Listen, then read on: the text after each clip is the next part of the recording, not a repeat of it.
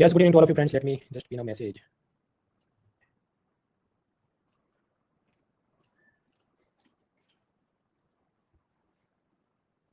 All right, friends. So now it is 9 p.m. and we'll start discuss. My first question to all of you is, can you see me? Can you hear me? क्या मुझे देख सकते हैं, सुन सकते हैं? नीचे true false में vote करके बताइए. Pallavi, Jaya, Shalini, Darshan, Siddharth, Shamim, Aradhya and others dance rejoice. So will move on. करीब 1% लोग बोले नहीं देख सकते, तो अपने कीबोर्ड पर कंट्रोल आर या कंट्रोल शिफ्ट आर प्रेस करो. क्रोम ब्राउजर यूज करो, ऐड ऑन डिसेबल करो, इनकॉग्निटो मोड में लॉगिन करो और पूरी छुटकार. मोबाइल ऐप से देख रहे हैं, मेक श्योर इंटरनेट की स्पीड अच्छी हो, देन इट पर. क्लास में जो डाउट है नोट पेन से लिख दो. क्लास खत्म होने के बाद मुझे गूगल फॉर्म से पूछ लीजिए, जिसका लिंक चैट बॉक्स से टॉप सेक्शन में. फिर धीरे धीरे मैं उसके जवाब बना के डाल रहा हूँ. अब जैसे 5th और 6th को करीब 150 डाउट आए थे, तो उनके मैंने जवाब कर दिया. अभी बाकी और भी हैं, धीरे धीरे स्मॉल स्मॉल यूनिट्स में मैं बना के डालता हूँ. Not worry. हम लोग कहाँ पर है, तो आप मेरी प्रोफाइल पेज पे जाओ, थोड़ा स्क्रॉल डाउन करोगे, कोर्स मिलेगा पीसीबी 10 रफ्तार, उसको क्लिक करो. बाजू में से ये कोर्स पेज खुलता है, उस पर अपडेट बटन क्लिक करो. राइट हैंड से साइड बार खुलती है, उस पर आप अपडेट बटन पे मतलब क्लिक करोगे, you will get all this PDF file, handout etcetera. So this is a method for PC और laptop. But suppose if you are using only mobile app, तो मोबाइल ऐप के अंदर आप जाओ community tab पे और फिर वहाँ मेरी प्रोफाइल को फॉलो करो. उधर भी सब स्क्रॉल अप डाउन करोगे तो संभाल मिल जाएगा. मोबाइल ऐप के अंदर जब भी आप पीडीएफ देखते हैं तो उसको डाउनलोड करने के लिए there will be 3 buttons here, उसको क्लिक करोगे तो डाउनलोड पीडीएफ का ऑप्शन आता है. वीकली टेस्ट के पहले स्कोर देख लेते हैं. लास्ट वीक जो हमने डिजिटल पेमेंट, बिटकॉइन ये सब देखा था, there were some 40 question times 2 marks, तो कितना 80 मार्क का हुआ. अब उसमें भी कितने लोगों ने टेस्ट दिया? अराउंड 2500 लोगों ने टेस्ट दिया. मैंने भी टेस्ट दिया और मैंने 0 क्वेश्चन टिक किए, फिर भी मुझे 3% मिले हैं. इसका मतलब क्या, कुछ लोग मुझसे भी नीचे गिरे हुए हैं कि जिनको -7.8 मिले, अगर ये माने हम तो -7.8 मार्क्स. तो how can one be so irresponsible, इतना कोई कैसे गैर जिम्मेदार हो सकता है कि माइनस में मार्क आए. एटलीस्ट 10 तो सवाल ऐसे थे जो पीवाईक्यू थे और उसमें से मेजॉरिटी तो ऐसे थे जो हमने सुकून से मतलब जो भी मंगल बुध गुरु शुक्र क्लासेस हुए थे उसमें देखे थे. So take this entire process more seriously. आपको घर पे मतलब it is not like your school result कि आपको घर पे पेरेंट्स को दिखाना है, पर खुद को खुद की नजरों में आप खड़े रहिए. अदरवाइज ये तो ऐसी हंसी मजाक में खत्म हो जाएगा, हाथ में कुछ आए नहीं, सिलेक्शन तो कोई काम का नहीं है. एनीवे, जिन जिन लोगों के एटलीस्ट 60 या उससे ज्यादा हुए, मतलब कम से कम 30 क्वेश्चन सही लगे, उन सबको बधाई. जिसके अंदर रैंक 707 पे श्रवानी, फिर दर्शिल, कनिष्क, राकेश, जेम्स, हर्ष, डाली, पंचनंदन, फिर रूबी, आशुतोष, आकाश, शिवांगी, आशिता, नैना, अभिषेक, वैष्णवी, गोविल, अखिलेश, सौरभ, सेजल, अमित और इससे भी ऊपर जिन लोगों को और अच्छे मार्क मिले सबको बधाई. जिनको कम मार्क मिले, अब कम मार्क मिले उसके क्या कारण हो सकते हैं? पहला, एक तो वो ठीक से देख नहीं रहा कि डायरेक्ट वर्ड क्या, करेक्ट स्टेटमेंट पूछा, इनकरेक्ट स्टेटमेंट पूछा, दिनार लिखा है, रियाल लिखा है, रूबल लिखा है, क्या लिखा है. फालतू की बीरबल की खिचड़ी पकाते, ओवर थिंकिंग की, ए लीड्स टू बी तक हो तो बराबर है, पर A leads to B leads to Z leads to X का खिचड़ी करते रहते. ऊपर ऊपर से देख लेते हैं, हैंडआउट समझते हैं, मेरे को सब आ गया, not doing revision in proper manner. फिर घुमंतु दिमाग, कुछ भी एक फोकस से पढ़े नहीं, 5 मिनट देखे, व्हाट्सएप चेक करने बैठ जाए, फिर टेलीग्राम देखे, फिर वो भूल जाओ कर क्या रहा था. तो वो सबसे बचिए. उसके लिए अलग अलग ऐप्स भी, फॉरेस्ट ऐप है, फिर एक वन सेक ऐप है, ऐसा कुछ डाउनलोड करके उसको यूज करो अगर व्हाट्सएप का जरूरत से ज्यादा एडिक्शन हो गया. देखिए, पूरा साल इकोनॉमी लेके मत बैठे रहो, 3 टाइम रिवीजन करना चाहिए. एक बार तो पहले पढ़ लिया, suppose whatever I teach right now, आज रात जो पढ़ा था कल सुबह देख लो, और फिर उसके उसके बाद जो भी नया नया है तो वेडनेसडे या जब भी अपनी टेस्ट होती है उससे पहले एक बार रिवीजन कर लो. So like that complete. कुछ लोग ऐसे हैं कि बीमार भी वो है, दवाई भी उनको खुद से ही लेनी है, और डॉक्टर जो बोले उसमें उनको कोई यकीन नहीं है. अब जैसे ये जो टेस्ट हुई तो मेरे को एक लर्नर का मैसेज आया कि नहीं यूपीएससी तो इसमें से सिर्फ कंसेप्चुअल क्वेश्चन पूछती है ना, तो तुम फैक्चुअल क्वेश्चन सब क्यों पूछ रहे हो, तो ये मॉक टेस्ट में दूं कि नहीं, चलेगा कि नहीं, और मैं ये हैंडआउट नहीं देखो तो चलेगा कि नहीं. तो ऐसे बाबू सोनों को एक तो जवाब देना वो मेरी बुद्धि, समय और सीनियरिटी का अपमान है. लेकिन साथ में मैं ये भी सोचता हूँ कि खैर कोई नहीं, वो व्यक्ति नया होगा तो अभी वो बोला है इसलिए पूछ रहा है, उसको भी समझ नहीं है कि यूपीएससी का किस लेवल का फियर्स कंपटीशन रहता है. एक एक दो मार्क के लिए लोग लटक जाते हैं. राइट. अब फॉर एग्जाम्पल, एटीएम कौन चलाता है, नेशनल फाइनेंशियल स्विच, उसका मालिक कौन है, एनपीसीआई. ये यूपीएससी ने खुद पूछा, पीवाईक्यू हमने सॉल्व किया था. अब आपका मान लीजिए कट ऑफ इज 85 और आपको ये एक ही रट के नहीं है क्योंकि आप हुशारी घूम रहे थे कि कंसेप्चुअली करना है, और फिर उसके चलते कितने 2 मार्क जो कम आया या नेगेटिव में और कटा. तो you are the one losing the game. रुपए को किसने लॉन्च किया, एनपीसीआई ने, ये भी फैक्चुअल पीवाईक्यू पूछा था. बी मैप में कितने 3 फैक्टर ऑफ ऑथेंटिकेशन है या 2 है, ये भी तो फैक्चुअल पीवाईक्यू था. हालांकि वो तो टफ था तो उसको छोड़ दे, पर ऊपर के 2 वाले तो आसान रखे जाते, काम हो जाता. फिर यूपीएससी ने अभी ईपीएफओ 2023 में एग्जाम ली, उसमें पूछा कि नेफ्ट का मालिक कौन है, तो स्वाभाविक नेफ्ट का मालिक आरबीआई, एनपीसीआई तो नहीं है, तो रॉन्ग एलिमिनेशन करो, जवाब बन जाता है. तो यस दे आस्क. देखिए, हर एक चीज को हिस्ट्री में बुद्धिज्म और जैनिज्म के एमसीक्यू रेगुलरली आते हैं, तो इकोनॉमी ऐसा नहीं है कि एक दो टॉपिक रेगुलरली हमेशा निकल के आए. तो उसमें तो इट मे भी पॉसिबल इस बार पूछा, 5 साल तक पूछे ही नहीं. आज जो हम कुछ पढ़ने वाले मनी सप्लाई M3 वगैरह, वैसा उसने 25 साल तक नहीं पूछा, फिर एक बार पूछा, फिर दूसरी बार पूछा. तो मतलब कि यूपीएससी ने आपको स्टैम्प पेपर पे ऐसा लिख के दिया है कि नहीं पूछूंगा कुछ, नहीं दिया तो भाई तैयारी करो. अब इनकी फरमाइश के हिसाब से सिर्फ मीठी मीठी बोली दो हमको. तो कंसेप्चुअल तो आप देखो, पिलर 1A1 जो था डिजिटल पेमेंट वगैरह, उसमें कंसेप्ट तो 3-4 जगह होंगे, बाकी तो फैक्ट्स ही थे कि एनपीसीआई ये चलाता है, ये नहीं चलाता इसमें ये वो. तो फिर तो 5 एमसीक्यू वीकली टेस्ट बनेगी कि कंसेप्चुअल 5 क्वेश्चन है, इतना ले लो और काम हो गया. तो फिर बाकी का हैंडआउट आपने रिवाइज किया कि नहीं, आप खुद को कैसे सेल्फ असेस करोगे. तो कम से कम 30-40 एमसीक्यू तो होने चाहिए, हर पेज में से 2-3 कुछ निकालना पड़े इवन इफ तो. और दूसरी सबसे बड़ी बात की एग्जाम को तो अभी 250-260 डेज कुछ बाकी है प्रीलिम को, तो अभी से ऐसे शॉर्टकट क्यों लेने हैं, अभी तो टाइम है ना, तो पढ़ लो. आखिर में मतलब कल सुबह एग्जाम में रात नहीं पढ़ पाए तो सोचने बैठे तो की बराबर बात है. तो छोटी बुद्धि से काम मत करो. ये ऐसा है कि अभी मैं आपको बता रहा हूँ, आप समझ जाओ तो बेस्ट है, नहीं समझो तो 3-4 अटेम्प्ट फेल होने के बाद तो समझ ही जाना है. फिर भी कुछ लोग नहीं समझते और पूरी दुनिया को ब्लेम करते रहते, ये स्टेट वालों ने मेरी जॉब ले ली, ये कैटेगरी के लोगों ने मेरी जॉब ली. भाई तो तुम क्या कर रहे थे. Everything is out for grabs, आप में मेहनत है तो ले लो दुनिया में जो भी चीज आप सोचते हो. खैर, कुछ तो एकदम सिंपल क्वेश्चन थे. 2000 रुपए नोट का क्या स्टेटस है, तो भाई हमने बार बार पढ़ा था, वो फियाट मनी भी और लीगल टेंडर भी जाओगे बहुत सार करेक्ट. इसमें इतना क्या सोचना, 77% लोगों ने करेक्ट किया, मतलब 23% लोग इसमें भी वो सब घूमने लग जाते दिमाग में.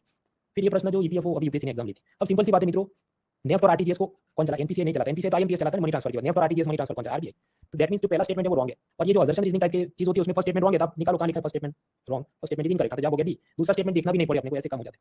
अब उसके अंदर भी आप देखो 63% गॉट इट राइट, तो कितने 37% ने रॉन्ग किया होगा, तो दैट इज नॉट एक्सेप्टेबल.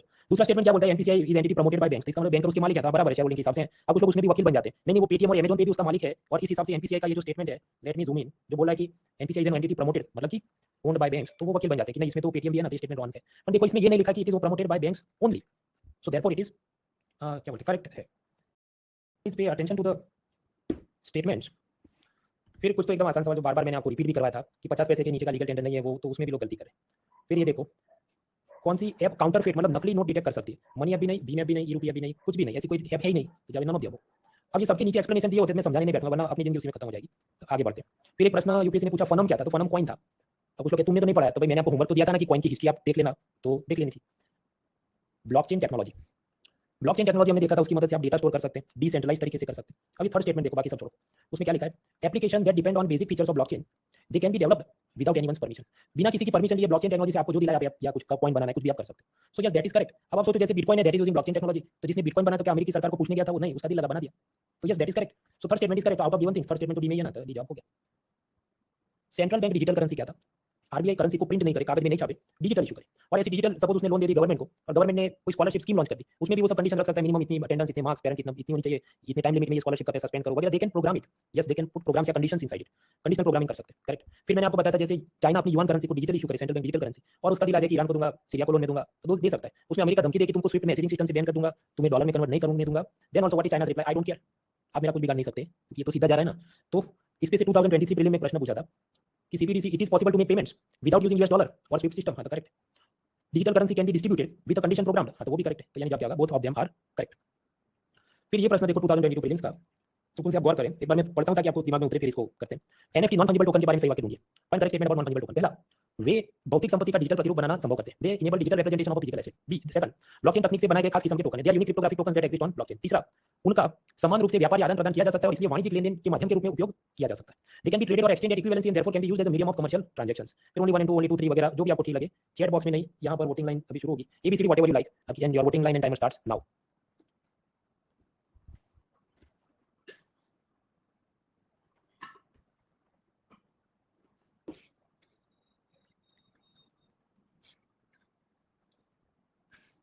अमन, विकास, सुरभि, देव, प्रणव, शुभम, अंकिता, द्वितीय, विजय, ओंकार, रुचि, रागिनी, नुफान, रोवो, प्रियांशु, नंद, सेमराज वगैरह करेक्ट आंसर्स। देखिए मनी के बारे में हमने समझा, मनी का काम क्या है। It was a medium of transaction कि यू हैड व्हीट, गेहूं थे आपने बेचे, रुपया मिला, टमाटर खरीद लिए वगैरह।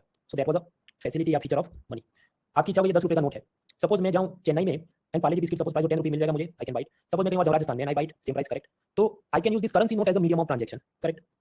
But what about the non fungible tokens? जैसे ये टाइगर की फोटो है या ये जो सॉन्ग है, इसका आपने कुछ बनाया, जय जय शिवशंकर ये सॉन्ग है, मैंने इसको खरीदा। नाउ दिस MP3 फाइल जय जय शिवशंकर, सपोज मेरे लिए इसकी वैल्यू 10 रुपीज, ये non fungible token. Suppose I go to Rajasthan और कहूं कि मैं I am giving you this non fungible token, तुम इसी को मनी मान लो, please accept this as money, और मुझे पार्ले जी का 10 रुपए का बिस्किट दे दो। अब अगर वो फैन है तो या सिविल एक्सेप्ट के बराबर है, 1 Parle G biscuit equal 1 non fungible token. But suppose I go to Chennai, तो वो तो कहे ये तो हिंदी सॉन्ग है, I do not understand the Hindi song, Rajinikanth का कोई सॉन्ग तो बराबर है। So I do not accept the premise किसका 10 रुपए वैल्यू होना चाहिए, वो इसको मनी मानेगा ही नहीं, क्योंकि ये तो वैल्यू डिपेंड करती है ना कि किसे क्या पसंद है। So we can not use this non fungible token as a money. तो थर्ड स्टेटमेंट सुकून से वापस पढ़ो कि उनका मतलब एनएफटी समान रूप से व्यापारी आदान प्रदान किया जा सकता है, इसलिए वाणिज्यिक लेनदेन के माध्यम के रूप में उपयोग हो सकता है। दे कैन बी ट्रेडेड और exchange at equivalency and therefore can be used as medium of commercial transaction, वो मुश्किल है। So therefore third is wrong, wrong and wrong, तो जो जवाब बचे that is A, only 1 and 2 is correct. अभी tough question, prima facie मतलब जो प्रथम दृष्टया देखता है पहली बार, तो उसको थोड़ा दिक्कत हो सकती है। Now what about other statement? मैंने आपको दिखाया था कैसे आपके पास प्रॉपर्टी है, बंगला है, you have sum property ownership document, तो ये तो पेपर फाइल है, आप उसकी पीडीएफ फाइल बना दो और उसके ब्लॉकचेन टेक्नोलॉजी से ऐसा कवर कर दो, उसका टोकन बना दो, non fungible token. So then suppose this house is worth 5 crore rupees, तो ये एनएफटी की भी वैल्यू क्या होगी 5 crore rupees. So yes you can use it. तो जो सेकंड स्टेटमेंट था, मतलब फर्स्ट स्टेटमेंट जो था कि they enable the digital representation of physical asset, ये भौतिक संपत्ति का डिजिटल प्रतिरूप बना सकते हैं, हाँ तो वो बराबर है। तो यस इंटरेस्टिंग क्वेश्चन, हालांकि कुछ बार इजी क्वेश्चन भी आते हैं, कुछ बार इंटरेस्टिंग आते हैं, कुछ बार टफ भी आते हैं। तैयारी करके जाना चाहिए, व्हाटएवर इज बेस्ट पॉसिबल। फिर भी नहीं आए तो क्या करते हैं, simply use keep it and try the next question. Money banking finance insurance pillar 1 हम देख रहे हैं। अब pillar 1 barter system to bitcoin, वो हमने कंप्लीट किया। जो लोग नए हैं, those who are new, please go through those 3 4 5 lectures, then you continue further. देखिए एक होता है एरिथमेटिक और दूसरा होता है ज्योमेट्रिक ग्राफ। ज्योमेट्रिक ग्राफ कैसे चलता है, वो ऐसे ऐसे फिर अचानक से ऐसी तेजी पकड़ता है। तो सिमिलरली ये पहला पिलर है, वो आप शुरू से देखो, then it will make sense, फिर धीरे-धीरे स्पीड पकड़ेगा, आपके शुरुआती लेक्चर्स के कांसेप्ट क्लियर नहीं, you will struggle with the remainder of the things. फिर आज हम लोग आगे बढ़े पिलर 1 2 में, RBI monetary policy, CRR, SLR, repo वगैरह, उसका भी हैंडआउट मैंने अपलोड कर दिया है। अब डाउनलोड द लेटेस्ट हैंडआउट। कुछ लोग मैंने जुना मतलब पुराना वाला मेरा प्रिंटेड है वगैरह, वेल एंड गुड, उसको रखो, लेकिन अगर आप ये क्लास देख रहे हो तो लेटेस्ट हैंडआउट डाउनलोड करो। उसका कारण ये है कि मैंने बहुत सारे पुराने टॉपिक डिलीट कर दिए, कुछ मैंने नए टॉपिक्स उसमें ऐड किए, तो लेटेस्ट जो भी है कौन सा पीसीबी 10 उसको आप देखो पुराना। अब जैसे fractional reserve banking and full reserve banking वगैरह कुछ नया है तो उसको डाला है वगैरह वगैरह। तो फिर इंक्रीमेंटल सीआरआर, आईसीआरआर आफ्टर 2000 का विड्रॉवल, वो टॉपिक डाला है। So try the new handout, that is better. उसकी नई प्रिंट निकालनी ऐसा नहीं, डाउनलोड करके रखो, तो जब देख रहे हो रिवीजन कर रहे हो तो आपके पास होगी मैं क्या बोल रहा हूं, वो सीक्वेंस कहां जा रही है और पढ़ क्या रहे हैं। Anyways pillar 1 2 money supply and monetary policy. सबसे पहले कुछ फाउंडेशनल चीजें समझिए, liquidity preference theory, deposit types, measures of money supply, money multiplier क्या वगैरह, वो खत्म होगा। फिर हम आरबीआई की क्वांटिटेटिव और क्वालिटेटिव टूल्स पढ़ेंगे, मतलब ये सीआरआर एसएलआर वगैरह क्या है। Then we will learn current affairs की एवरी 2 मंथ्स और 2 महीने वो बनाता है मॉनेटरी पॉलिसी, क्या कहना चाहता है। And lastly we will study की मॉनेटरी पॉलिसी की लिमिटेशंस, मर्यादाएं, खामियां क्या है। ये लेक्चर आई थिंक 5 दिन चलेगा एंड आई स्ट्रांगली रेकमेंड कि पांचों दिन लाइव अटेंड करो, ऐसी मेरी सलाह है। बाकी सब जब देखा हो देखा, आपकी मर्जी है, बट ये वाला डेफिनेटली लाइव अटेंड करो। उसका कारण ये है, ये कंसेप्ट ऐसे हैं, इसमें से जो आते हैं वो कंसेप्चुअल क्वेश्चन आते हैं, इसमें फैक्ट वाले थोड़े कम रहते हैं। इसमें ज्यादा क्या होता है, ये किया तो क्या होगा, if we increase repo rate then what will happen in inflation वगैरह, तो क्लैरिटी के लिए जरूरी है। वरना क्या, if you watch the recorded session then what will happen, लोग फास्ट फॉरवर्ड में देख लेते हैं, 5-5 मिनट स्किप मार मार के देख लेते हैं, फिर उसका मूड आगे खड़ा होकर चला गया, कुछ और करने लगा, या फिर 1.5 टाइम स्पीड पे देख रहा है। तो जो एब्जॉर्ब होना चाहिए प्रॉपर्ली वो होगा नहीं। ये ऐसी बात है, सपोज देयर इज कैंसर, उसमें कीमोथेरेपी होती है, कीमोथेरेपी के नाम पे कुछ ऐसे केमिकल जो होते हैं आपकी बॉडी में वो लोग इंजेक्ट करते हैं, उस वक्त आपको जो भी 2-3 घंटे वहां पर ही लेटाए रखते हैं, just like glucose bottle, there could be chemotherapy के केमिकल की बॉटल। फिर आपने जल्दी जल्दी ऐसे स्क्वीज कर करके दबा दबा के मुझे जल्दी लिक्विड डाल दो तो मेरा कैंसर जल्दी चला, ऐसा नहीं है भाई, वो बॉडी को एब्जॉर्ब करने में टाइम चाहिए। So it is just like this, धीरे धीरे एब्जॉर्ब होता है। तो 5 डेज कंटीन्यूअसली आप इसके लाइव लेक्चर अटेंड करें, it will help you better. Anyways, first of all let us understand what is this liquidity. Suppose मेरे पास एक मकान हो, मे बी 2 करोड़ रुपीस, और मेरी इच्छा हो जाए I want to sell it, तो can I sell it just to की वजह on day 1? No, it will take me maybe 2 months और maybe 2 years also, because सामने वाली पार्टी आएगी कि नहीं, उसको अच्छा लगेगा कि नहीं, फिर वो वापस बैंक में अप्लाई करेगा, 3 जगह वो और मकान देखने जाएगा। So selling a house is a time consuming process. तो इसलिए मैंने यहाँ कैलेंडर इमोजी डाला, मतलब it will take time. On the other hand think about a gold. Suppose मेरे पास गोल्ड बिस्किट्स हो और इच्छा हो जाए मुझे इसको सेल करना है, can I sell it by tomorrow noon? कल दोपहर तक मैं इसको बेच सकता हूँ। हाँ, जाओ ज्वेलर की दुकान, यू विल बाय इट। तो यहाँ पर तो मैंने स्टॉप वॉच डाली, मतलब very short duration you can convert this into cash. तो बस यही है लिक्विडिटी। लिक्विडिटी ऑफ एसेट, संपत्ति की तरलता क्या है, कि उसे कितनी जल्दी आप नकदी, रोकड़े, कैश, रुपये में परिवर्तित कर सकते हैं। Liquidity of an asset means how quickly can you convert it into cash, so that is liquidity. अब अलग अलग इंस्ट्रूमेंट की लिक्विडिटी समझते हैं, ये तो कॉमन सेंस है कि house will have less liquidity compare to a biscuit of gold. फिर कुछ और भी इंस्ट्रूमेंट है, उसकी लिक्विडिटी याद रखनी है for the purpose of MCQ. Suppose government या कोई private company, Mukesh Ambani, Reliance, they want to borrow 100 rupees, 100 रुपए कर्ज में लेने हैं, 1 ईयर के लिए लेने हैं, ज्यादा के लिए लेने हैं, उनकी मर्जी। तो इसके लिए वो इंस्ट्रूमेंट इशू करेंगे, आप उसमें पैसा इन्वेस्ट करोगे। अब फॉर एग्जांपल गवर्नमेंट को पैसा परचेज आपसे बोरो करना है, 1 ईयर या उससे ज्यादा के लिए चाहिए तो गवर्नमेंट सिक्योरिटी इशू करते हैं। लेस देन 1 ईयर के लिए चाहिए तो treasury bill, cash management bill, ऐसी सब चीज वो इशू करते हैं। तो बस सिंपली यू परचेज इट, आप उनको दे दो 100 rupees, they will give you this certificate and then suppose they promise 8% ब्याज देंगे, तो principal 100 plus 8% interest, so after 1 year they will give you how much, 108। ये तो कॉमन सेंस की बात है। ऐसी कंपनियों को लोन चाहिए, they will issue bonds. Bonds तो गवर्नमेंट सिक्योरिटी, मैच्योरिटी 1 ईयर या उससे ज्यादा, treasury bill, maturity less than 1 year, company को चाहिए they can issue shares, bonds, debenture, ये सब क्या है, peacefully we will learn in pillar 1 C. अभी के लिए एक्सेप्ट करो कि ऐसे इंस्ट्रूमेंट होते हैं और हम उसमें पैसा इन्वेस्ट कर सकते हैं। Now sometimes what will happen, see you have to wait for 1 year, after 1 year you will get the money back. लेकिन बीच में ये सपोज इन्वेस्टर एबिलिटी मास्टर, उसको याद आ जाए कि मेरी बेटी की कॉलेज में फीस भरनी है सेमेस्टर की, और अचानक से आ गया आई हैव टू पे semester fees of my daughter and my money is locked into this instrument, तो मुझे तो एग्जिट करना पड़ेगा। तो सपोज गोल्ड होता तो वो क्या करता, tomorrow itself he will go to jewellery shop and sell it. तो यहाँ पर भी वो ऐसा कर सकता है कि अर्जेंटली वो किसी और पार्टी को, ये जो माल है 100 रुपीस का, and after 1 year it will become 108 rupees, एक स्मार्ट का हो जाएगा। पर अभी इमरजेंसी उसको विदिन 1 मंथ, विदिन 2 मंथ उसको एग्जिट करना है, तो वो किसी और थर्ड पार्टी, जैसे जेठालाल है ये, इसको सेल कर देगा एट 102 रुपीस। आप समझो हो क्या रहा है। This gentleman purchase at 100 rupee, 1 year तक रुक जाता तो 108 मिलना था, but he wants to exit early, उसको जल्दी निकलना है, तो वो 1-2 महीने बाद किसी और को रीसेल कराए, कितने पे, 102 पे।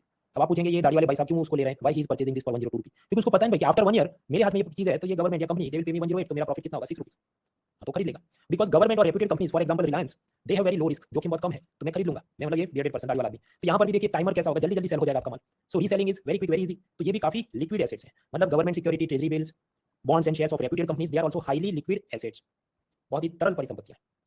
और फायदा क्यों है, because other party will purchase, क्योंकि उसको पता है आफ्टर मैच्योरिटी प्रिंसिपल इंटरेस्ट मुझको मिलने वाला है।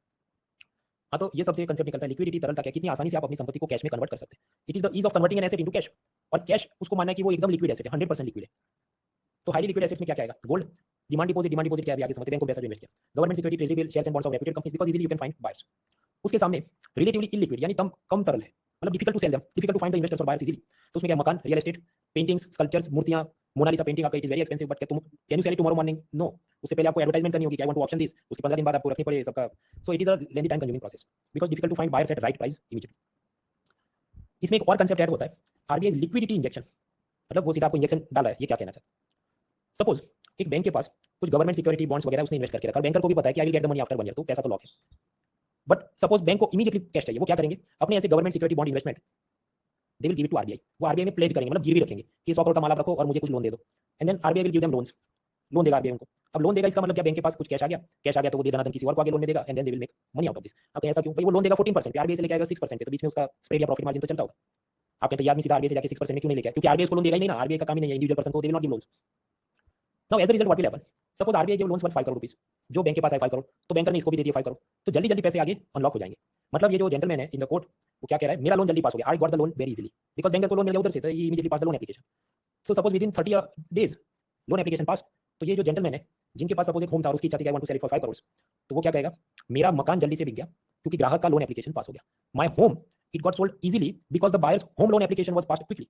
सो सपोज बिफोर उसको टाइम लगता था 2 मंथ्स ये मकान सेल करने में, तो आफ्टर कितना लग रहा है, may be 30 days only. Why? Because RBI injection डाला है इसका मनी का, तो ये आरबीआई का लिक्विडिटी इंजेक्शन है। So often you here the phrase RBI is injecting liquidity, RBI is absorbing liquidity. तो वो क्या कंटेक्स्ट में बात हो रही है? ये कंटेक्स्ट, जितना आरबीआई आगे पैसा देगा बैंकों को, तो बैंक उतनी जल्दी तेजी से आगे लोन में पैसा, तो मतलब आपके पास जो दूसरी एसेट्स है उनकी भी लिक्विडिटी पहले से ज्यादा बढ़ जाती है। It becomes more easy for you to sell your own homes and other assets if RBI is increasing the money supply. Next next question ये है कि आपके पास पैसा है तो आप क्या करोगे? Of course you will keep some of the money in banks. तो बैंक में आप कितना रखोगे?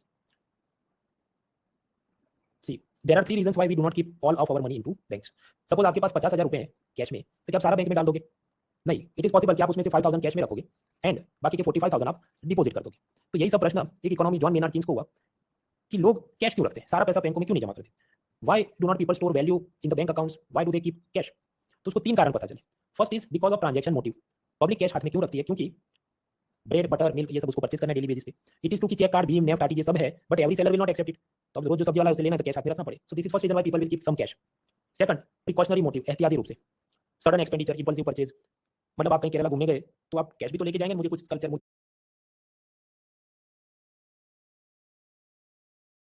अच्छी लग गई, मैं मुझे लेनी हो। या सडन एक्सपेंडिचर प्रिकॉशन बढ़ कब जाता है कि सपोज कोरोना आने वाला हो या कोरोना की सेकंड वेव आने वाली हो, तो आपको लगता है नहीं थोड़ा तो पैसा मैं कैश में रखता हूँ क्योंकि अचानक हॉस्पिटल में जाना पड़े और वो लोग मेरा चेक या क्रेडिट कार्ड एक्सेप्ट नहीं करेंगे तो मैं क्या करूँ? इसलिए आपके पास हाउस है लेकिन वो लिक्विड नहीं है, आपके पास डायमंड है but it is also less liquid, क्योंकि डायमंड में मैंने आपको लास्ट टाइम बताया था उसका साइज, शेप, कट, कलर उस हिसाब से प्राइस वेराइज। तो आप अगर छोटे शहर में रहते हैं आपको ऐसा जॉली नहीं मिलेगा जो उसको अच्छे से वैल्यू करके प्राइस दे। Compare to that gold is little more liquid because even in the small towns you can easily sell it. And lastly cash is most liquid, या परफेक्टली लिक्विड, क्योंकि कैश तो कैश है, तो 100% liquid है। So precautionary motive is another reason why people will keep cash with themselves. तीसरा हो सकता है स्पेकुलेटिव मोटिव, सट्टा उद्देश्य। वो ऐसा सोचता है कि suppose you have 5 crore rupees in cash and you are also looking for a property. आपको एक मकान खरीदना है जिसकी अभी उसका जो मकान मालिक है वो थोड़ा हवा में उड़ रहा है, he is very arrogant and he is not decreasing the price, so it is at 550 crore. आप क्या करोगे? आप क्या ये करोगे मैं अपने 5 करोड़ जो कैश में है उसको बैंक में डिपॉजिट करता हूँ? नहीं, you will wait for some time कि इसकी अकल ठिकाने आ जाएगी, 2-4 और बार उसको छोड़ के चले जाएंगे, फिर मुझसे ले लेगा, मैं कैश में दे देता हूँ। आप कहीं बैंक से भी तो देते, पर आप समझो ये जो गेम चला होगा उसमें उसको टैक्स बचाना होगा, तो बैंक में नहीं, बैंक में डालेगा, वापस निकाले, पान कार्ड नंबर चाहिए, income tax department is looking at it. तो पर्सन क्या करेगा? He will wait, he will not deposit the cash into bank. तो स्पेकुलेटिव मोटिव क्या है? जब आप वेट कर रहे हैं कि मैं कोई दूसरी कंपनी का कुछ गोल्ड, लैंड, बॉन्ड, शेयर कुछ मुझे परचेज करना है बट ऑप्टिमल प्राइस अभी नहीं है, तो मैं वेट करता हूँ, मैं बैंक में उसको नहीं रखता क्योंकि बैंक में मुझे अच्छा इंटरेस्ट अभी दिख नहीं रहा है। तो टेम्पररी जो आप कैश को होल्ड करते हैं थोड़े टाइम के लिए, that is speculative motive. Speculative motive को थोड़ा और समझना हो, देखिए एक सिचुएशन आप सोचो, सपोज कोई बैंकर है जो भी SBI, ICICI, he is offering you 6% interest on your savings. तो आप क्या सोचोगे कि ठीक है मेरे पास अगर 1 लाख रुपीज है, 10,000 मैं कैश में रखता हूँ और 90,000 मैं बैंक सेविंग में रखता हूँ। बट सपोज आफ्टरवर्ड्स सिचुएशन घूम जाए, सिचुएशन बी कि बैंकर का now I will pay you only 2% interest rate. पहले कितना दे रहा था 6, अब कितना दे रहा है 2। तो अब ये जेंटलमैन क्या सोचेगा भाई 2% ब्याज में क्या मिलता है? So then he will withdraw the money कि आउट ऑफ 1 लाख रुपीज जो पहले 90,000 बैंक में थे वो 75 रखेगा और बाकी बाहर निकाल लेगा, तो 25 इन कैश। तो यहाँ देखो मनी उसके कैश में हाथ में जो था पहले 10 था, इंक्रीज होकर 25 हो गया। क्यों इसने ऐसा किया? मे बी इज वेटिंग कि इंडिया पाकिस्तान की मैच होने वाली, इस पे मैं सट्टा लगा दूंगा, या जो भी शेयर बाजार में मैं वेट करता हूँ some good company share I will purchase और मे बी सम गोल्ड और other things I will purchase, जहां पर कि मुझे मोर देन 2% प्रॉफिट की उम्मीद हो। तो ये जो उम्मीद है उसको आप क्या बोलते हैं? Speculative demand, speculative demand of money. So in other words what we can say is the cash that is kept in hand, पहले कितना था 10,000 था, जब इंटरेस्ट कितना था 6% था, उसके बाद कितना हुआ 25,000, जब इंटरेस्ट कितना हुआ 2%, यानी कि cash kept in hand increase, ऊपर गया। कब? जब बैंक इंटरेस्ट रेट नीचे गया। तो यानी कि deposit interest rate and cash given in hand, cash kept in hand, उन दोनों का रिलेशन क्या है? इनवर्स रिलेशन है, व्यस्त चलन में। हाथ में रोकड़ आप ज्यादा रखेंगे अगर बैंक वाला आपको ब्याज कम दे रहा है, सो इनवर्स रिलेशन है, one goes up second goes down, inverse relation है। एनीवेज वापस आते हैं। So we learn that people keep cash for 3 reason, जनता रोकड़ा 3 कारण से रखती है, transaction, precautionary and speculative motive. अब यहाँ पर एनसीईआरटी एक फॉर्मूला देता है, वो ये कहता है कि total demand for money equals transaction demand, मतलब शॉपिंग के लिए जो चाहिए, एंड स्पेकुलेटिव डिमांड जो मैंने आपको बताया कि पैसा उठा लो ताकि गोल्ड में, शेयर में कहीं और इन्वेस्ट करने का मौका ढूंढो। तो transaction plus speculative equals total demand of money. अब कुछ लोग प्रश्न करेंगे कि तो तुमने तो भाई अभी तो बोला कि प्रिकॉशनरी डिमांड भी होती है। Late me go back. Precautionary demand क्या थी? एहतियाती रूप से कि आप अगर कोरोना सेकंड वेव चल रही है, इमरजेंसी में पैसा चाहिए, so you will keep some extra money. तो आपके पास अगर 1 लाख होता तो 10,000 ट्रांजैक्शन के लिए रखा, 10,000 कोरोना ऑक्सीजन सिलेंडर और रेमडेसिविर इंजेक्शन का रखा, और 80,000 आपने बैंक में डिपॉजिट, ऐसा कुछ सिंपल रहा। पर यहाँ तो हमने प्रिकॉशनरी डिमांड का तो नाम ही नहीं लिखा, ऐसा क्यों है? बिकॉज एनसीईआरटी ने अपनी फॉर्मूला में सिर्फ 2 टर्म्स यूज किए कि transaction demand plus speculative demand equals total demand of money. So if they ask you in MCQ तो इसको एक्सेप्ट करना है और याद रखना है। अब इसके आगे हमें समझना है कि ये ट्रांजैक्शन और स्पेकुलेटिव डिमांड कब अप जाएगी, कब डाउन जाएगी। तो ये भी एनसीईआरटी में दिया, अप्लाई। अब आप गौर करो, suppose you had 30,000 rupees saved in a bank account, लेकिन मिल्क, वेजिटेबल, पेट्रोल हर चीज महंगी हो रही है, महंगाई बढ़ेगी, तब क्या करोगे? बैंक से ज्यादा पैसा आपने निकालना होगा रोजाना खरीदारी के लिए। इफ द इन्फ्लेशन और price level is increasing then we have to withdraw more money from the banks to buy the daily necessity like milk, vegetable, petrol. तो यहाँ पर आप सोचो ट्रांजैक्शन डिमांड इज, ये जो साइन है क्या, डायरेक्टली प्रोपोर्शनल टू इन्फ्लेशन और प्राइस लेवल। महंगाई बढ़ेगी तो स्वाभाविक है बैंकों से आपने पैसा ज्यादा विड्रॉ करना पड़ेगा। Inflation rising, bank withdrawal also rising because you have to take out the cash. तो ये याद रखना है, transaction demand directly proportional to inflation. महंगाई ज्यादा होगी, आपको बैंक से पैसा विड्रॉ करना होगा डे टू डे शॉपिंग के लिए। और यहाँ हम लोग क्या मान के चल रहे हैं कि ये सब यूपीआई और आईएमपीएस और भीम ये सब चीज नहीं है। आप समझो एनसीईआरटी ने जो लिखी जो बात है वो सब थियरी की, वो जॉन मेनार्ड कीन्स के जमाने की। सो जस्ट एक्सेप्ट इट, इसमें फिर यूपीआई को मत पूछ लो, यूपीआई का खेल खत्म हो गया लास्ट वीक। आगे बढ़ते हैं। जीडीपी, जिसके बारे में पिलर 4 के अंदर हम समझेंगे ग्रॉस डोमेस्टिक प्रोडक्ट, सकल घरेलू उत्पाद क्या है, आपके देश में एवरी ईयर कितने गुड्स एंड सर्विसेज का प्रोडक्शन हो रहा है, it is the market value of all the goods and services produced in your country in a year. अब सोचो अगर जीडीपी बढ़ रहा है, इसका मतलब क्या हुआ कि प्रोडक्शन बढ़ रहा है, उसका मतलब हुआ कि शॉपिंग बढ़ रहा है। तो अगर शॉपिंग बढ़ रहा है, एंड अगेन मैं आपको बोल रहा हूं कि यूपीआई को मत घुसेड़ो, तो दैट मींस कि अगर शॉपिंग बढ़ रहा है तो पब्लिक कैश ज्यादा विड्रॉ कर रही है, तो यहाँ पर भी विड्रॉ ज्यादा हो रहा है। अगर शॉपिंग ज्यादा हो रही है, प्रोडक्शन ज्यादा हो रहा है, तो मुकेश अंबानी भी ज्यादा वर्कर्स को रिक्रूट करके उनको सैलरी दे रहा है, तो उसको भी सैलरी पे करना है, तो वो भी कैश विड्रॉ कर रहा है। अगेन यहाँ पर नेफ्ट वगैरह को मत घुसेड़ो, जस्ट अज्यूम कि whatever payment is to be made, जो भी पेमेंट करना है वो बैंक से कैश निकाल के करना है, ऐसा मान के। थर्डली, प्रोडक्शन या जीडीपी बढ़ा है, दैट मींस रॉ मटेरियल का परचेज भी बढ़ा है, और रॉ मटेरियल का परचेज के लिए भी कैश चाहिए, तो बैंकों से कैश विड्रॉ हो रहा है। So in other words, whenever GDP is increasing, आर्थिक उत्पादन, आर्थिक वृद्धि दर जब भी बढ़ेगा, तो बैंकों से ज्यादा पैसा निकालना यानी कि विड्रॉ करना होगा। So transaction demand of money, transaction कब करते हैं, जब शॉपिंग करना है, तो transaction demand of money will increase whenever there is an increase in GDP. अब तक हमने क्या समझा, क्या याद रखना है, transaction demand is directly proportional to inflation, correct है। Transaction demand is directly proportional to GDP, ये भी करेक्ट है। अभी आगे बढ़ते हैं। Total demand for money equals transaction demand plus speculative demand. तो ट्रांजैक्शन का खेल हमने खत्म कर दिया कि इन्फ्लेशन और जीडीपी के साथ डायरेक्टली प्रोपोर्शनल है। स्पेकुलेटिव डिमांड ऑफ मनी, तो मैंने आपको आगे बताया कि it is inverse relation with the bank deposit interest rates. अगर बैंक आपको अच्छा ब्याज दर नहीं दे रही है, तो स्वाभाविक है, if the bank interest rate is going down, deposit interest rate going down, तो पैसा ज्यादा विड्रॉ करोगे, तो speculative demand of money increases. We will withdraw the money, क्योंकि हमें तो गोल्ड प्रॉपर्टी कहीं और इन्वेस्ट करेंगे। सपोज बैंक आपको 2% इंटरेस्ट दे रहा है, आपको लगता है गोल्ड में 15% इंटरेस्ट मिलने वाला है, तो स्वाभाविक आप उठा के चले जाओगे। हाँ, तो स्पेकुलेटिव डिमांड ऑफ मनी यहाँ पर देखो प्रोपोर्शन में, और 1 अपॉन मतलब क्या, इनवर्स रिलेशन है, व्यस्त चलन में। एक ब्याज दर कम होते हैं बैंक डिपॉजिट के, तो स्पेकुलेटिव डिमांड बढ़ जाती है पैसों की, people will withdraw the money और दूसरी जगह इन्वेस्ट करने के मौके ढूंढते रहते हैं। ये चीज मैंने आपको एग्जांपल से भी कि सपोज 6% इंटरेस्ट रेट था, तो 10,000 कैश में रखा, बाकी 90,000 सेविंग में थे। फिर अगर बैंक इंटरेस्ट रेट कम हो गया, दे आर ऑफरिंग ओनली 2%, तो 75 बैंक में रखा, 25 विड्रॉ किया, तो ये क्या हुआ, सेविंग इंटरेस्ट कम हुआ, आपकी विड्रॉ कैश विड्रॉवल बढ़ गई। So that we understood inverse relation. तो ये भी भाई याद रखना है, क्यों याद रखना है, एनसीईआरटी दिया है। अब इसमें और ज्यादा परम्यूटेशन कॉम्बिनेशन 500 जाके खुद के इंटरप्रिटेशन मत डालो, जैसे यूपीआई होता तो ये होता, नेफ्ट होता तो ये होता, just accept the things as they are. इसके बाद का एक मुद्दा लिक्विडिटी ट्रैप, वो भी हम समझेंगे अपन इस सेगमेंट के एंड पार्ट में। तो मेरे ख्याल से 15th को जो लेक्चर होगी, तब तक शायद हम लिक्विडिटी ट्रैप तक पहुंच जाएंगे, तो उस वक्त हम देखेंगे, अभी इसको नहीं देखते। So yes, we are learning something about liquidity, but liquidity over in the end of this handout. तो लिक्विडिटी प्रेफरेंस थियरी वो हमने समझी। लिक्विडिटी प्रेफरेंस थियरी क्या भाई, यही जो कहानी अब तक मैं कर रहा था, public gives the money in hand for what reasons, transaction, precautionary, speculative motive, और उसमें भी टोटल डिमांड ऑफ मनी क्या था, transaction motive plus speculative motive. Transaction के अंदर हमने देखा इन्फ्लेशन बढ़ेगा तो ये बढ़ जाएगा, जीडीपी बढ़ेगा तो बढ़ जाएगा, स्पेकुलेटिव में हमने देखा बैंक सेविंग इंटरेस्ट का इनवर्स रिलेशन है। कुल मिला के 2 लाइन की बात है, but yes it is there, you have to accept it and memorise. और ये जो पूरी चीज हमने समझी, इसको हम कहते हैं लिक्विडिटी प्रेफरेंस थियरी। अब ये ब्रेक लेते हैं, ब्रेक के बाद बाकी चीज समझेंगे, डिपॉजिट टाइप, मनी सप्लाई वगैरह सुकून से समझते हैं। So let's take a break for 5 minutes and then we move forward.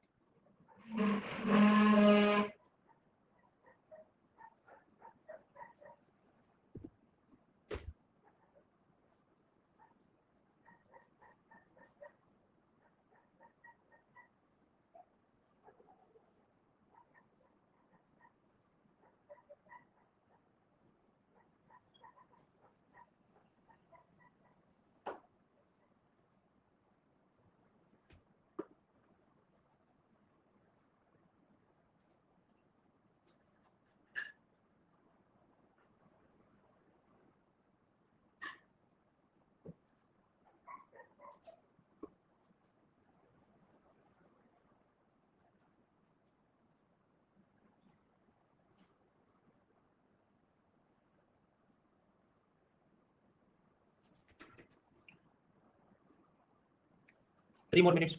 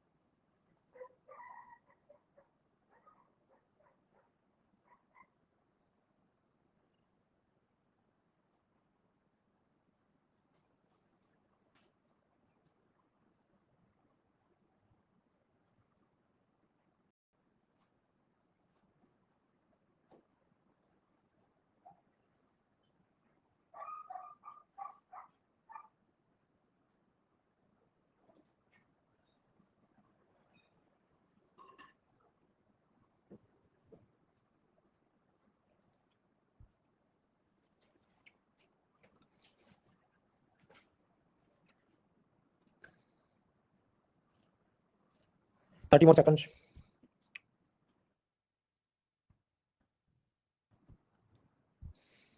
अरे फ्रेंड्स, आगे बढ़ने से पहले tell me the voting line, can you see me, can you hear me, क्या मैं देख सकते हैं, सुन सकते हैं, रूपल्स में बताइए।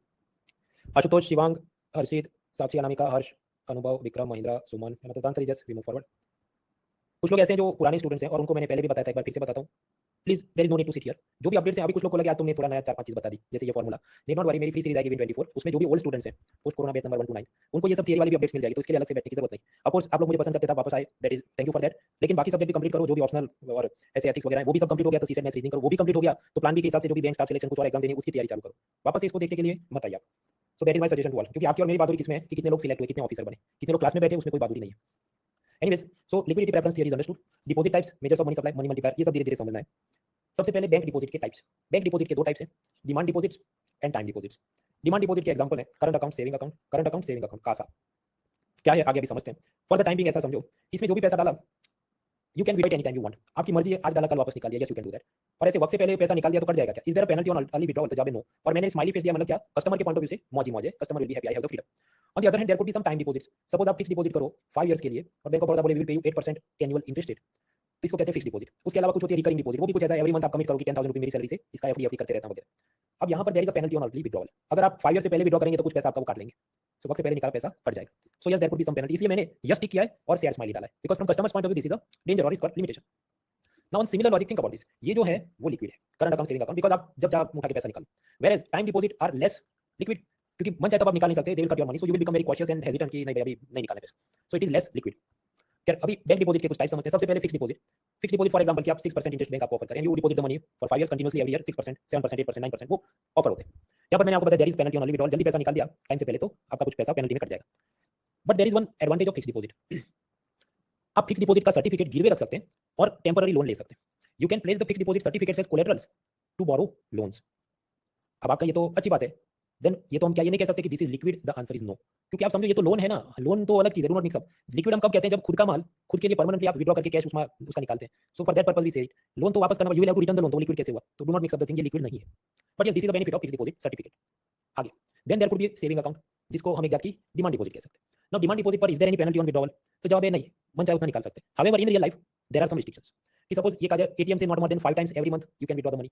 एटीएम में कार्ड डाल के सिर्फ 5 बार ही निकाल सकते हैं, छठी बार गए तो 20 रुपए चार्ज लगे, व्हाटएवर, ऐसा कुछ रूल हो सकता है। या फिर आपने अर्बन एरिया में बैंक अकाउंट खोला है तो वो शर्त कर सकते हैं कि नहीं मिनिमम 5000 रुपए तो बैलेंस रखना ही पड़ेगा, उससे कम होगा तो हम पेनल्टी लगाएंगे, 500 रुपए लगेंगे पेनल्टी, ऐसे वो रूल्स बना सकते हैं। यस, बट इग्नोरिंग दिस, इसको आप अभी नजरअंदाज करो, तो other than that you can withdraw whenever you want, जब भी मन चाहे उठा लो पैसा, कोई पेनल्टी नहीं।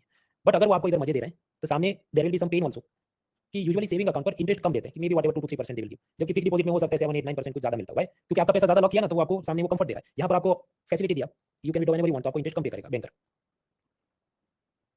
अभी क्योंकि आपके पास दो ऑप्शन हो गए, तो आप क्या करोगे सोचो।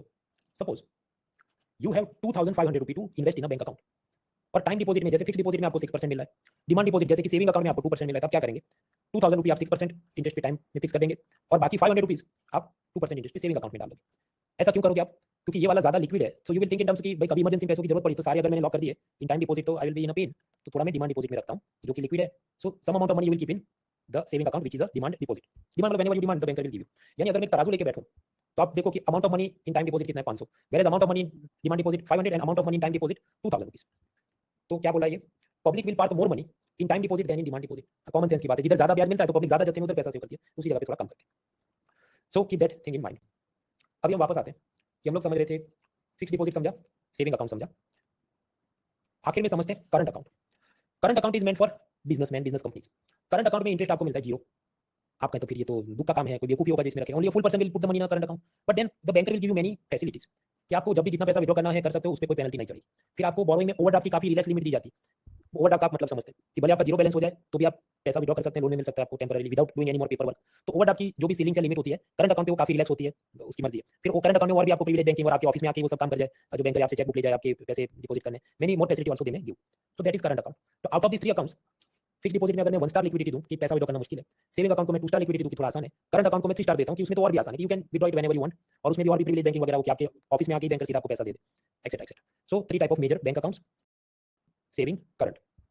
आपके तो तुमने शुरुआत में कुछ और बताया था, तो सब मिक्सअप हो रहा है, डोंट मिक्सअप। देखिए current account and saving account they are one type of demand deposits, जिसमें वक्त से पहले पैसा निकाल लिया तो पेनल्टी नहीं है, there is no penalty on early withdrawal. On the other hand fixed deposit is one type of time deposit, मतलब पैसा लॉक हो जाता है whatever for 2 year 5 year, and there is penalty on early withdrawal. जल्दी पैसा निकालोगे time से पहले within 1 year 1 month, there may be some penalty. आपने तो फिर रिकरिंग डिपॉजिट क्या था? रिकरिंग डिपॉजिट भी फिक्स्ड डिपॉजिट जैसा कि एवरी मंथ यू कमिट, मेरी सैलरी 50,000 उसमें 10,000 रुपए का एफडी करते रहना, रिकरिंग मतलब हर, और पुराने का जो इंटरेस्ट रहा उसका वापस एफडी करते रहना, ऐसी कुछ प्रोसेस होती है। तो एग्जांपल याद रखने के, time deposit current account saving account, माफ करिए डिमांड डिपॉजिट, डिमांड डिपॉजिट में क्या करंट अकाउंट सेविंग अकाउंट, और टाइम डिपॉजिट में क्या fixed deposit, recurring deposit, FD RD, CASA, FD RD, CASA, FD RD, time deposit and demand deposits. So that's it. अभी ये जो मैंने आपको बताया कि करंट अकाउंट में यू गेट ओवरड्राफ्ट फैसिलिटी, जिसके बारे में लास्ट वीक भी हमने समझा था। अब यहाँ पर आरबीआई अलग अलग टाइम की स्ट्रिक्टनेस बढ़ाएगी कि for example Vijay Mallya current account holder और उसने बैंकों से ओवरड्राफ्ट पे लोन लिया हो and then he run away, suppose ऐसा सीन बन रहा हो, then RBI will make the rules strict कि नहीं, हम करंट अकाउंट को जो भी उनका एवरेज बैलेंस था उसका 85% से ज्यादा ओवरड्राफ्ट मत देना। Then after some time suppose उनको लगे कि नहीं, रिलैक्स करना चाहिए, इकोनॉमिक ग्रोथ के लिए ये सब कंपनियों को लोन देना जरूरी है so that they can expand their production, तो आरबीआई रूल्स को इजी भी कर सकता है कि इतना अलाउ कर। एग्जैक्ट रूल्स क्या है, we will not waste time on that because every few months RBI will keep changing it depending on the market requirement. आगे बढ़ते हैं। Assets of a bank, liabilities of a bank.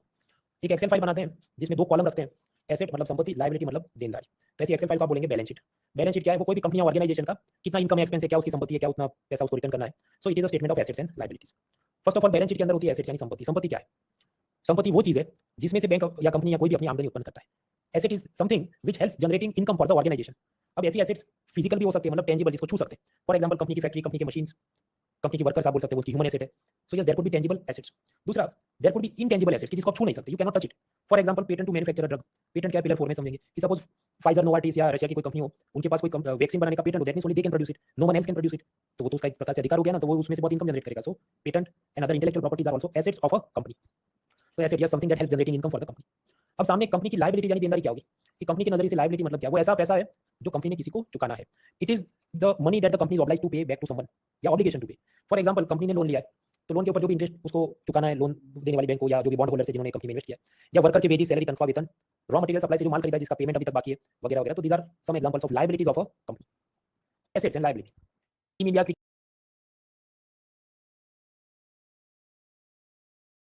Team में कोई नहीं खेलता अच्छा, तो हम क्या बोलते हैं, वो लायबिलिटी है, मतलब वो नेगेटिव या खराब चीज है। और कोई बहुत अच्छा खेलता है तो हम क्या कहते हैं, ये टीम की एसेट है, मतलब वो क्या, वो पॉजिटिव बात है। तो वही कॉमन सेंस अप्लाई कर देना, also it will work. Now suppose Mukesh Ambani एक मिरर में देख रहे हैं खुद को, और ये उनकी एसेट्स और लायबिलिटीज हैं। अब मिरर के ऑपोजिट साइड एक स्टेट बैंक ऑफ इंडिया खुद की बैलेंस शीट बना रहा है, वो क्या देखेगा, वो उल्टा देखेगा। कंपनी के पॉइंट ऑफ व्यू से लोन्स क्या थी, लायबिलिटी थी, लोन्स है लायबिलिटी, क्योंकि उसको तो रिपे करना था। बट बैंक के पॉइंट ऑफ व्यू से आप सोचो, loans given is an asset of the bank. Bank के नजरिए से लोन तो उसकी संपत्ति हुई ना, क्योंकि बैंक को उसमें से ब्याज कमाने को मिलता है।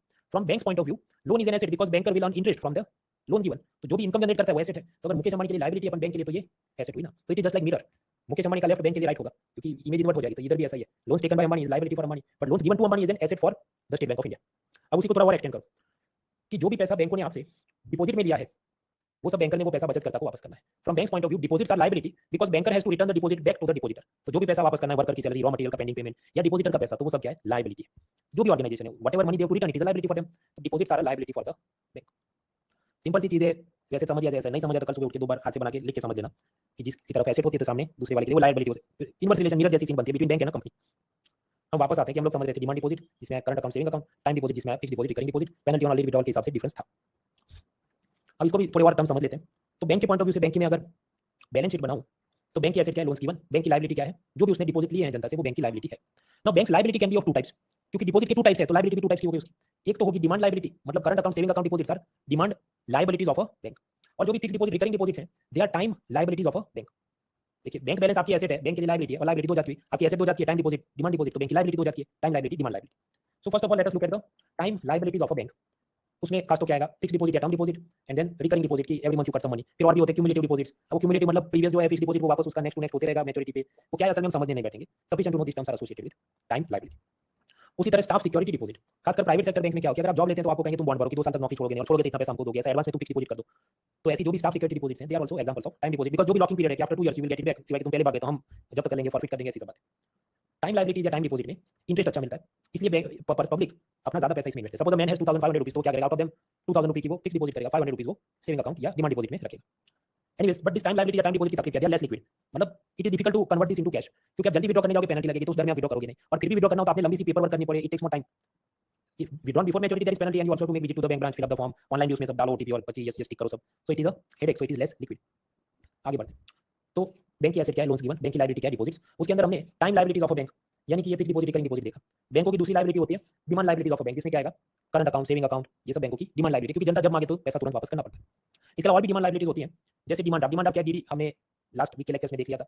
Then overdue balance in fixed deposits, suppose आपने एक एफडी करी जो मैच्योर हो रही है 5 सितंबर को, एफडी मैच्योर होगी, मतलब उस दिन आपको निकाल लेना था, आपका जो भी सब हो गया था, बट देन आपने नहीं निकाला, सपोज यू आर बिजी, तो आप जब भी जाओगे तो फिर तो आपका पैसा ब्लॉक है, तो मानना ही नहीं ना, अब आपकी मर्जी है, the tenure is over, now it is overdue, तो जब भी मांगोगे वो सब क्या हो गया, डिमांड लायबिलिटी बैंक की, तुरंत उसने देना होगा।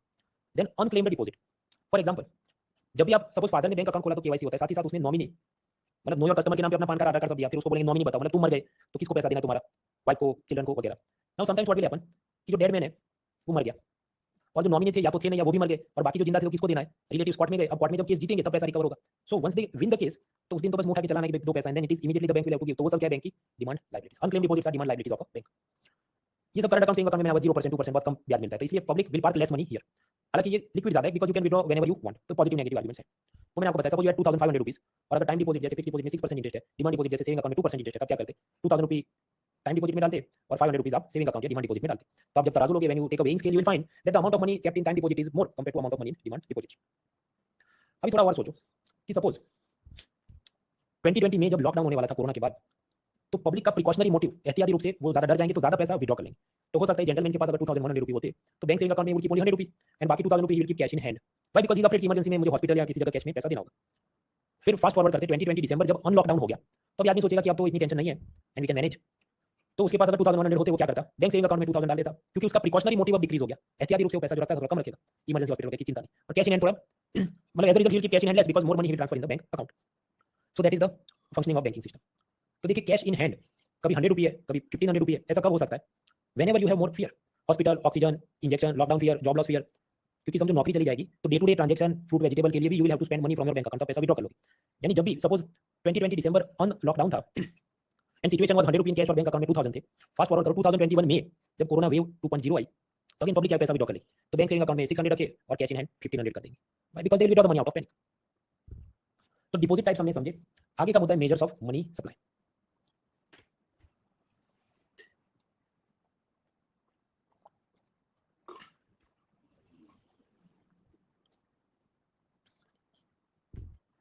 कोई भी देश के इकोनॉमिक ग्रोथ, आर्थिक तरक्की या वृद्धि के लिए RBI will take some action जिसको हम कहते हैं मॉनेटरी पॉलिसी यानी मौद्रिक नीति। Finance ministry will also take some action जिसको हम कहते हैं फिस्कल पॉलिसी या राजकोषीय नीति। आरबीआई जो काम करता है मॉनेटरी पॉलिसी में क्या करेगा, अलग अलग टूल्स है उसके पास, CRR, SLR, repo rate, open market operation, priority sector lending वगैरह। ये क्या है अभी 5 दिन यही लेक्चर में पढ़ना है।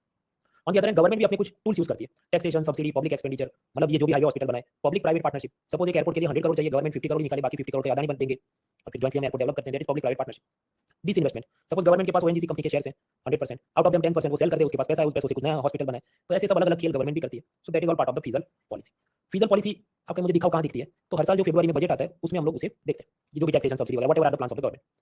Now together fiscal policy, monetary policy collectively उनका क्या ऑब्जेक्टिव है, सेविंग को प्रमोट करो, पब्लिक ज्यादा पैसा बचत करे, खासकर बैंकों में, एलआईसी में वगैरह में। फिर उन पैसों का इन्वेस्टमेंट प्रमोट करो कि वही सारा पैसा बैंकों से, एलआईसी से लोन में अलग अलग अपने कंपनियों को जाए, जॉब्स क्रिएट हो, प्रोडक्शन बढ़े। तो ऐसा डोमेस्टिक इन्वेस्टमेंट इंप्रूव हो, फॉरेन इन्वेस्टमेंट मतलब विदेशी व्यक्ति भी अपना पैसा इंडिया में लेके आ और इंडिया की कंपनी में इन्वेस्ट करे, एफडीआई, एफपीआई वगैरह जो हम लोग पिलर 3 में पढ़ेंगे। और ये सबसे प्रोडक्शन बढ़ेगा, प्रोडक्शन बढ़ेगा तो जीडीपी बढ़ेगा, जीडीपी बढ़ेगा, अनएम्प्लॉयमेंट बेरोजगारी कम होगी, प्रोडक्शन बढ़ेगा तो सप्लाई बढ़ेगी, सप्लाई बढ़ेगी तो अपने आप इन्फ्लेशन महंगाई भी काबू में होगा। और ये सब के चलते अपना एक्सपोर्ट इंप्रूव होगा, एक्सपोर्ट इंप्रूव होगा तो करेंसी एक्सचेंज रेट भी थोड़ा स्टेबल है। करेंसी एक्सचेंज रेट क्या है, सपोज 180 $1 इक्वल्स 82, कभी कभी हो जाए 85 हो जाए, कभी 70 हो जाए, तो अनस्टेबिलिटी या वॉलेटिलिटी रहती है, उसको स्टेबल रखना भी इन पॉलिसीज का ऑब्जेक्टिव होता है। That will make more sense to you when we go to pillar 3 international trade. And so this is monetary policy and fiscal policy. Suppose कोई गवर्नमेंट डिसाइड करे हम न्यूट्रिशन पॉलिसी बनाते हैं, पोषण नीति, तो अब अमेरिका को पूछो तुम न्यूट्रिशन पॉलिसी बनाओ, वो क्या कहेगा कि there is a problem of obesity in our country, हमारे देश में मोटापे की तकलीफ ज्यादा है, तो हम तो McDonald, KFC, burger, Domino, pizza ये सब पे ज्यादा टैक्स लगाना चाहते हैं, that is our nutrition policy, मोटापा कम करना है हमको। ऑन द अदर हैंड अगर आप गवर्नमेंट ऑफ इंडिया को पूछो कि आप क्या करोगे, तो वो तो उल्टा कहेंगे कि नहीं नहीं हमें तो वी विल गिव सब्सिडाइज्ड और cheap food items and fruits and vegetables to the poor people, क्योंकि गरीबों को ज्यादा खाना देना है हमें। So how do you objectively make a policy for nutrition. आप तुक्के से बोल सकते हैं अमेरिकन मोटे लोग ज्यादा हैं, there are more fat people in USA so we should do something, but it has to be objective. तो ऑब्जेक्टिव कैसे आप करोगे, बीएमआई, सबसे पहले कुछ सर्वे करोगे पूरे देश का, सब लोगों का क्या बॉडी मास इंडेक्स है, मतलब जो भी उसकी एज और हाइट के हिसाब से कितना वजन है, कम है, ज्यादा है। देन ऑब्जेक्टिवली आपको पता चल जाएगा कि सपोज बॉडी मास इंडेक्स के हिसाब से अमेरिकन से फैट या फैट बॉडी और इंडियन से सपोज थिन या malnourished body, and then accordingly you make the nutritional policy. So how to make nutrition policy, so first we have to find level of obesity और malnutrition, और उसके लिए हमने एक major table लिया और क्या क्या बॉडी मास इंडेक्स नाप लिया, and then accordingly fast food पे टैक्स लगाना, गरीबों को सस्ता ना देना, that we will decide. Now on similar logic, if you want to monitor obesity then you use an indicator body mass index, तो उसी तरह पे you want to monitor how much is the money supply in India, Bharat में कितना पैसा है, सही जगह पे, गलत जगह पे, वो सब कैसे नापोगे, you need some indicator just like body mass index. वैसे जो इंडिकेटर्स हैं उसके अलग अलग नाम से, M0, M1, M2, M3, M4, तो ये सब क्या है, मनी सप्लाई मॉनिटर करने के, they are measures to measure the monitor, measures to measure the money supply. अब ऐसे जो भी अलग अलग इंडिकेटर्स हैं हमें उनकी फॉर्मूला रटनी है, we have to memorise the formula. ऐसा सबसे पहला और सबसे आसान इंडिकेटर है M1, या जिसको नैरो मनी भी बोलते हैं। M1 की फॉर्मूला क्या है, coin and currency with public plus demand deposit in bank. Demand deposit का मतलब क्या है, करंट अकाउंट, सेविंग अकाउंट वगैरह चीजें। तो इसको ऐसे लिखते हैं, coin currency with public plus demand deposit with bank equals M1। तो मतलब एक्सेल फाइल में आपने डेटा एंट्री करनी, पब्लिक के पास कितना पैसा है, बैंकों में कितना करंट अकाउंट, सेविंग अकाउंट है, इक्वल्स M1, और M1 को नैरो मनी भी बोलते हैं। रेस का घोड़ा बनो, only this much you look, do not look outside.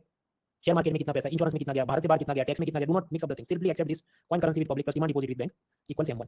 क्योंकि समझ आप कुछ भी सोचने बैठोगे, आरबीआई में आपको नौकरी मिली और गवर्नर ने बोला तुम एक्सेल में 2 डेटा भरो, तो 2 ही भरने, फिर 1.5 बन के तीसरा भरोगे तो आपको आपकी जो भी है कॉन्फिडेंशियल रिपोर्ट या वो बिगाड़ देगा कि प्रमोशन को कोई साथ नहीं का, this man over not abiding with my orders in the current spirit, so simply accept this coin currency with public plus demand deposit with bank equals M1।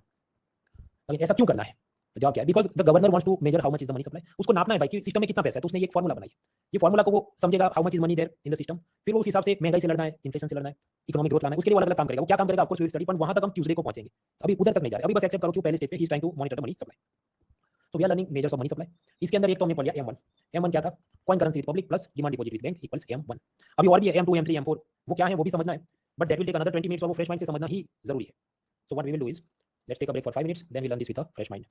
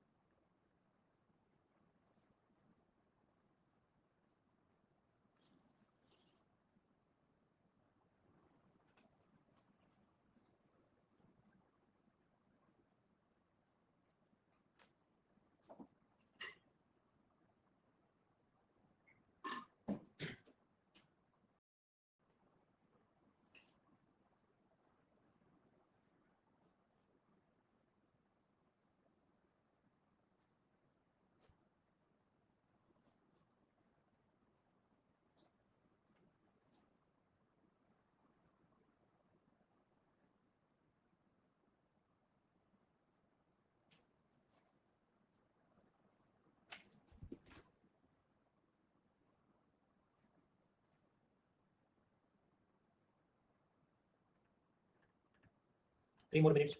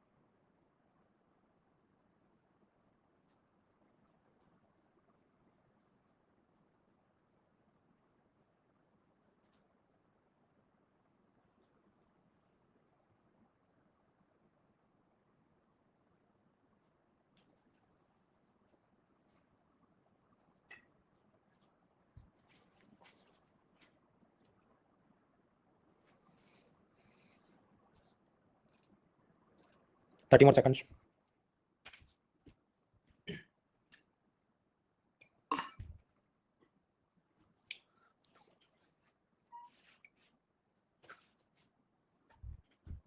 और फ्रेंड्स आगे बढ़ने से पहले वोटिंग लाइन कैन यू देख सकते हैं, सुन सकते हैं, टू फॉल्स में वोट करिए। ओंकार, मानसी, नवनीत, शिवेंद्र, ईशा, आयुष, आनंद, विश्वरतन, बीनू, साक्षी, नंदन, आंसर भी मूव फॉरवर्ड। 3% लोग बोले नहीं देख सकते तो कंट्रोल आर या कंट्रोल शिफ्ट आर प्रेस करो, क्रोम ब्राउजर यूज करो, इंटरनेट की स्पीड अच्छी है चेक करो, YouTube work. So we are learning about this pillar 1A2 money supply, उसमें liquidity preference why public keeps cash हमने देखा, डिपॉजिट के type time deposit demand deposit देखा। Now we are learning measures of money supply, money supply क्यों monitor करना है, so that we can make a good quality of monetary policy, एक अच्छी नीति बना सके, लोन इंटरेस्ट क्या होना चाहिए, सीआरआर एसएलआर क्या होना चाहिए, so it can help the economy. So first of all we want to measure the money supply के इंडिकेटर समझते हैं, M1 M2 M3 M4 क्या है। एग्जाम में कुछ भी पूछे इसका, you should make a table, जो आपकी क्वेश्चन पेपर होगा उसके लास्ट में रफ पेजेस होते हैं, there you make a table, table में सबसे पहले 2 कॉलम बनाने, एक है कमर्शियल बैंक्स और दूसरा है पोस्ट ऑफिस। कमर्शियल बैंक का काम क्या है, कमर्शियल मतलब वाणिज्य, कमर्शियल आदमी है मतलब क्या, वो प्रॉफिट माइंड से चलता है, धर्म दान के लिए नहीं, चैरिटी के लिए नहीं चल रहा है। तो बैंकर जो कमर्शियल बैंक है जैसे आईसीआईसीआई, एक्सिस, एसबीआई वगैरह, उनका काम क्या है, they will usually collect the money from public और लोन में पैसा देंगे, ज्यादातर किसको लोन में पैसा देंगे, mainly they will give it to the private borrower, Adani, Ambani, मैं आप, car loan, home loan, bike loan, वो सब देना उसका काम है, and they are doing it for profit. Second column बनानी है पोस्ट ऑफिस की, पोस्ट ऑफिस अंग्रेजों के जमाने से चल रहा है, उसका काम क्या है, they also offer you savings account, saving account, वहां पर भी फिक्स डिपॉजिट टाइप के प्रोडक्ट होते हैं, तो पोस्ट ऑफिस में भी आप पैसा सेव कर सकते हैं। लेकिन पोस्ट ऑफिस जो आपसे सेविंग में पैसा लेती है, मतलब कि आपका डिपॉजिट कलेक्ट करती है, वो किसी को कार लोन, होम लोन नहीं देते, directly they will give the money as loan to government, जनता की बचत का पैसा वो सरकार को उधारी में देते हैं, जिसके बारे में सेकंड पिलर में बजट के साथ और सुकून से पढ़ेंगे। अभी के लिए बस एक्सेप्ट करो, एक तरफ बैंक है, दूसरी तरफ पोस्ट ऑफिस है, both of them are collecting deposits. अब यहाँ पर जब हम पोस्ट ऑफिस की बात करते हैं तो जो ट्रेडिशनल पोस्ट ऑफिस है उसकी बात करें, पोस्ट ऑफिस मतलब डिपार्टमेंट ऑफ पोस्ट ने अलग से बैंक भी बनाया जिसका नाम है India post payment bank.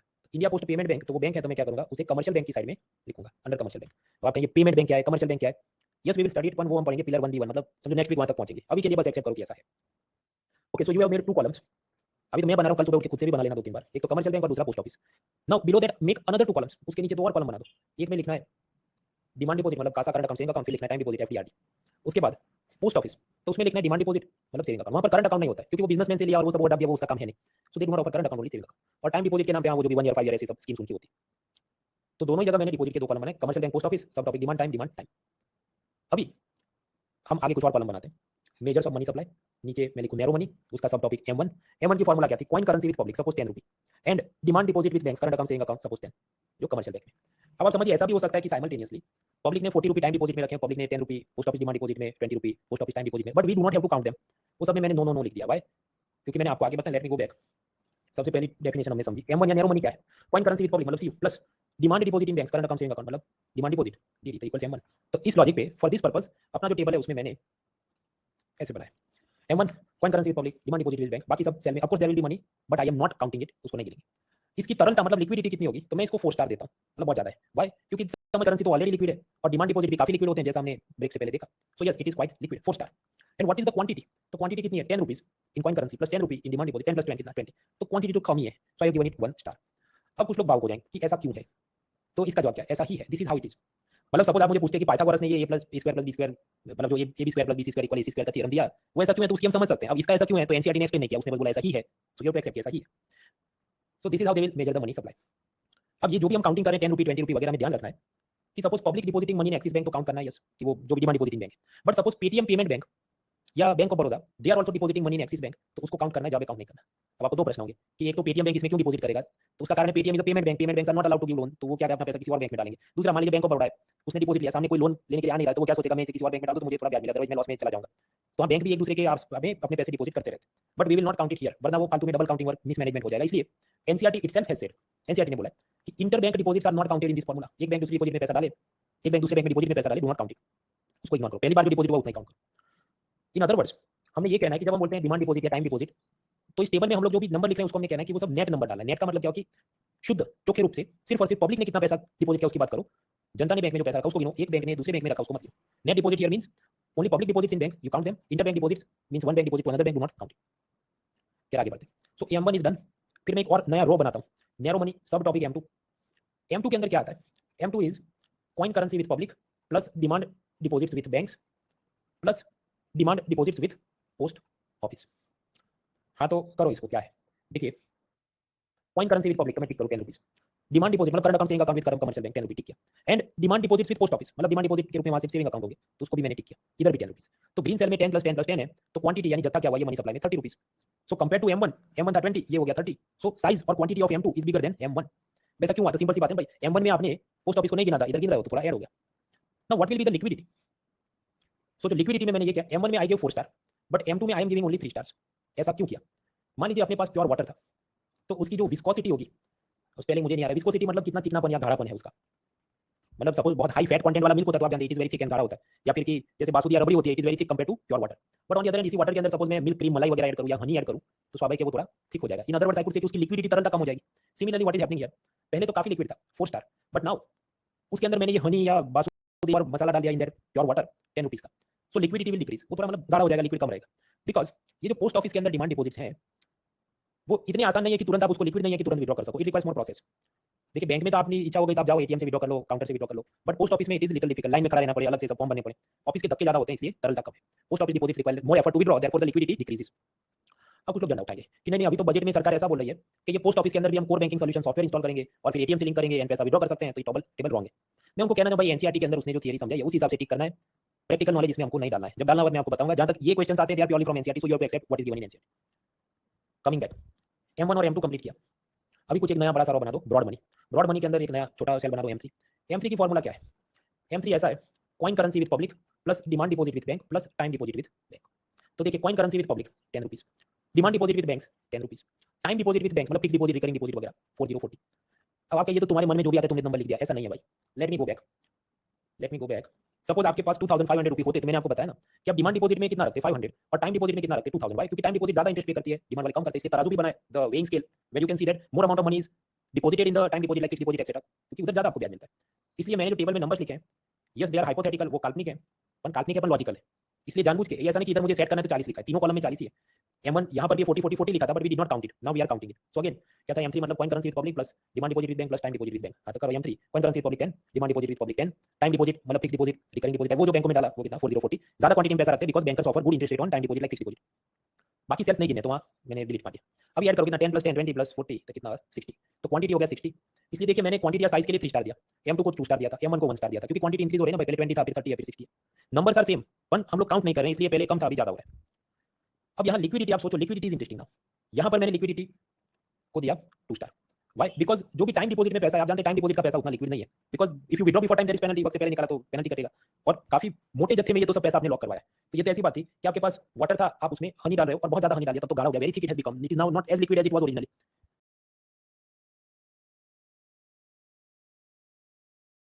So yes therefore the liquidity I am giving only 2 star. अब ये जो M3 है उसको सी there are 4 indicators M1 M2 M3 M4. तो आरबीआई जब भी उसको डेटा चेक करना होगा गवर्नर को तो सबसे पहले वो क्या देखेगा, M3 क्या है मुझे बता दो. इज नॉट लाइक देखिए जितने बड़े ऑफिसर है कभी एक तो कंप्यूटर खुद खोलते नहीं, वो उनका सेक्रेटरी और जो नीचे स्टाफ का है वो वही करते रहे. तो ये क्या करेंगे उसको भाई क्या है, तो you will not look at entire data, मुझे बता दो what is M3 and then you will gauge the क्या सिचुएशन चल रहा है. So whenever they have to make policy they will focus on M3. इसलिए M3 को हम क्या कहते हैं, मतलब इसी को सबसे ज्यादा कॉमनली हम यूज करते हैं फॉर मेकिंग द पॉलिसी. इसलिए M3 को कहा जाता है एग्रीगेट मॉनेटरी रिसोर्स या एग्रीगेट मॉनेटरी सप्लाई, समस्त मौद्रिक संसाधन. सो whenever they ask you something about aggregate monetary resources basically UPSC is asking you about M3. असल में एक बार MCQ पूछा भी तो वो वही पूछ रहा था कि M3 का पूछा था. नाउ लास्टली ब्रॉड मनी, उसकी मैं आखिरी सेल बनाऊं M4. M4 तो बहुत आसान है, भगवान का नाम लेके सब सेल को टिक मार दो. Coin currency with public plus demand deposit with bank plus time deposit with bank plus demand deposit with post office plus time deposit with post office खत्म. तो अब इन सबका समेशन करोगे तो जवाब आएगा 100. अब ऐसा ही मैंने मारपीट के 100 बनाया, बाकी भी सेल में 100 ही आता है पर उधर हम गिनते नहीं है, that's why it is not 100. तो आप देखो साइज के हिसाब से M4 इज बिगेस्ट. M1 को 1 स्टार दिया, M2 को 2 स्टार दिया, M3 को 3 स्टार दिया, जहां 60 रुपीस थे तो M4 में कितना है 100 रुपीस, तो मैं उसको 4 स्टार दे रहा हूं. In other words M1 to M4 the size of money is increasing. Now what about the liquidity, तरलता, how easily you can withdraw the money. तो इसमें तो पब्लिक प्रॉब्लम है क्योंकि बैंकों के भी time deposits and post office के भी टाइम डिपॉजिट्स आप ऐड कर रहे हो. तो मतलब जो अपना प्योर क्लीन वाटर था उसमें आपने रबड़ी भी डाल दी, बासुंदी भी डाल दी, जलेबी भी क्रश करके डाल दी और हनी भी डाल दिया. So now imagine it has become very thick. तो लिक्विड तो वो रहा नहीं, तो उसको मैं सिर्फ सिंगल स्टार देता हूं. In other words as you move downwards liquidity decreases, तरलता कम होती है. अब ये ऐसे ही उसको एक्सेप्ट करना याद रखना, एनसीईआरटी ने किया लेकिन वो पैराग्राफ में दिया तो याद रखना मुश्किल है. रियल एग्जाम में कुछ भी पूछे टुकुन से जो question paper candidate give some rough space for doing rough work, उधर आराम से टेबल बनाना है. कैसे, सबसे पहले बैंक पोस्ट ऑफिस, फिर यहाँ पर जो भी उसकी demand deposit time deposit demand deposit time deposit, फिर लॉजिक से करो, इसमें कुछ दम है नहीं. जो मैंने अभी आपको समझा कल सुबह आराम से खुद से एक दो बार बनाना है तो वो मेमोरी में प्रिंट हो जाएगा. बिकॉज कुछ तो लॉजिक है ना भाई कि ये तो डिक्रीज होना है और इसको इंक्रीज होना है और बाकी जगह पे एक दो जगह टिक मार्क को याद रखना है. M4 इज वेरी इजी, सभी टिक कर देना है. तो असल में तो सेल तो याद भी नहीं रखना, वो बाकी रखने. और भी पैटर्न है देखिए, M1 में क्या coin currency plus demand deposit with bank. M3 क्या है, M1 ही है लेकिन उसमें आपने टाइम डिपॉजिट ऐड कर देना है. खाली अतरंगी चीजें M2 कि उसमें कॉइन करेंसी और demand deposit with bank plus demand deposit with post office. 2-3 बार हाथ से बनाओ, you will see what is the pattern here. अब कुछ लोग ये कहेंगे कि तुमने ये बोला कि M3 is aggregate monetary resources, aggregate का मतलब है सकल, एवरीथिंग एवरीथिंग कंबाइन. तो फिर M4 को क्यों नहीं बोला? After all M4 is having even more quantity compared to M3. अरे M3 में तो इतना 3 सेल है ना, M4 में तो सारे के सारे सेल है, तो M4 को तुमने क्यों एग्रीगेट नहीं बोला? उसके दो कारण है. One, because RBI is calling M3 as aggregate monetary resource. दूसरा कारण ये है कि M4 में वी आर पोस्ट ऑफिस की सारी चीजों को काउंट करते हैं. पोस्ट ऑफिस में जो भी पैसा डिपॉजिट होता है उसकी मैंने आपको बताई, वो पैसा जाएगा गवर्नमेंट में एज लोन्स, और फिर वो वहां से कितनी जगह जाएगा उसकी we can not anticipate that. Possible defence में जाए, पॉसिबल इंपोर्ट एक्सपोर्ट में कुछ जाए, राफेल जेट मंगवाने के लिए, स्टाफ सैलरी में जाए, and as a result how much impact it will create on economy, वो आरबीआई के लिए प्रोजेक्ट करना मुश्किल है. बाकी जो पैसा जा रहा है वहां आरबीआई तुक्के मार सकता है. अच्छा बैंकों में इतना दिया, ये बैंक ऐसा लोन पोर्टफोलियो है इसमें 20% एग्रीकल्चर लोन है, 40 कार लोन है, तो they can make some analysis की how it will create impact on economy. But post office में जो पैसा है उसकी इंपैक्ट इकोनॉमी पे कैलकुलेट करने के जो मैथमेटिकल मॉडल है वो आरबीआई के पास उतने जोरदार नहीं. इसलिए वापस मैं आपको दिखाऊं कि देखिए मैंने आपको बताया M3 डेटा को सबसे पहले देखेगा RBI governor, therefore call it aggregate monetary resource. तो M3 में देखो क्या चेक करे, coin currency with public, bank के पास जो डिमांड डिपॉजिट टाइम डिपॉजिट उसने देखा. ही did not look at the post office का मैटर बिकॉज़ ही नो वो पैसा लोन में जाएगा गवर्नमेंट के पास, गवर्नमेंट कैसे यूज करेगी I can not anticipate, so I will not waste my mental energy on that. बाकी जो चीजें उसी को मैं मॉनिटर करता हूं, therefore you will call M3 as aggregate monetary resources. M1 and M2 उसको आप कहते हैं मनी, M3 M4 उसको कहते हैं ब्रॉड मनी, कि उसमें ज्यादा साइज में ज्यादा जत्थे में पैसे. अभी ऑब्जर्व, मेरे पास 100 रुपए थे जो मैंने रिलायंस कंपनी के इनिशियल पब्लिक ऑफर यानी आईपीओ में इन्वेस्ट किए. इन अदर वर्ड्स मैंने उसका शेयर खरीदा. तो ये जो भी पैसा आया किधर है, think about this. Share market में ऐसा बोल सकते जावे नहीं, क्योंकि आप समझो मैंने पैसा दिया मुकेश अंबानी को, तो मुकेश अंबानी की रिलायंस कंपनी का भी कोई तो बैंक अकाउंट होगा ना, they will have some current account, one type of demand account in some bank suppose Axis. तो शेयर बाजार में पैसा नहीं है, पैसा तो बैंक में ही है. So now take a photograph और डालो फॉर्मूला.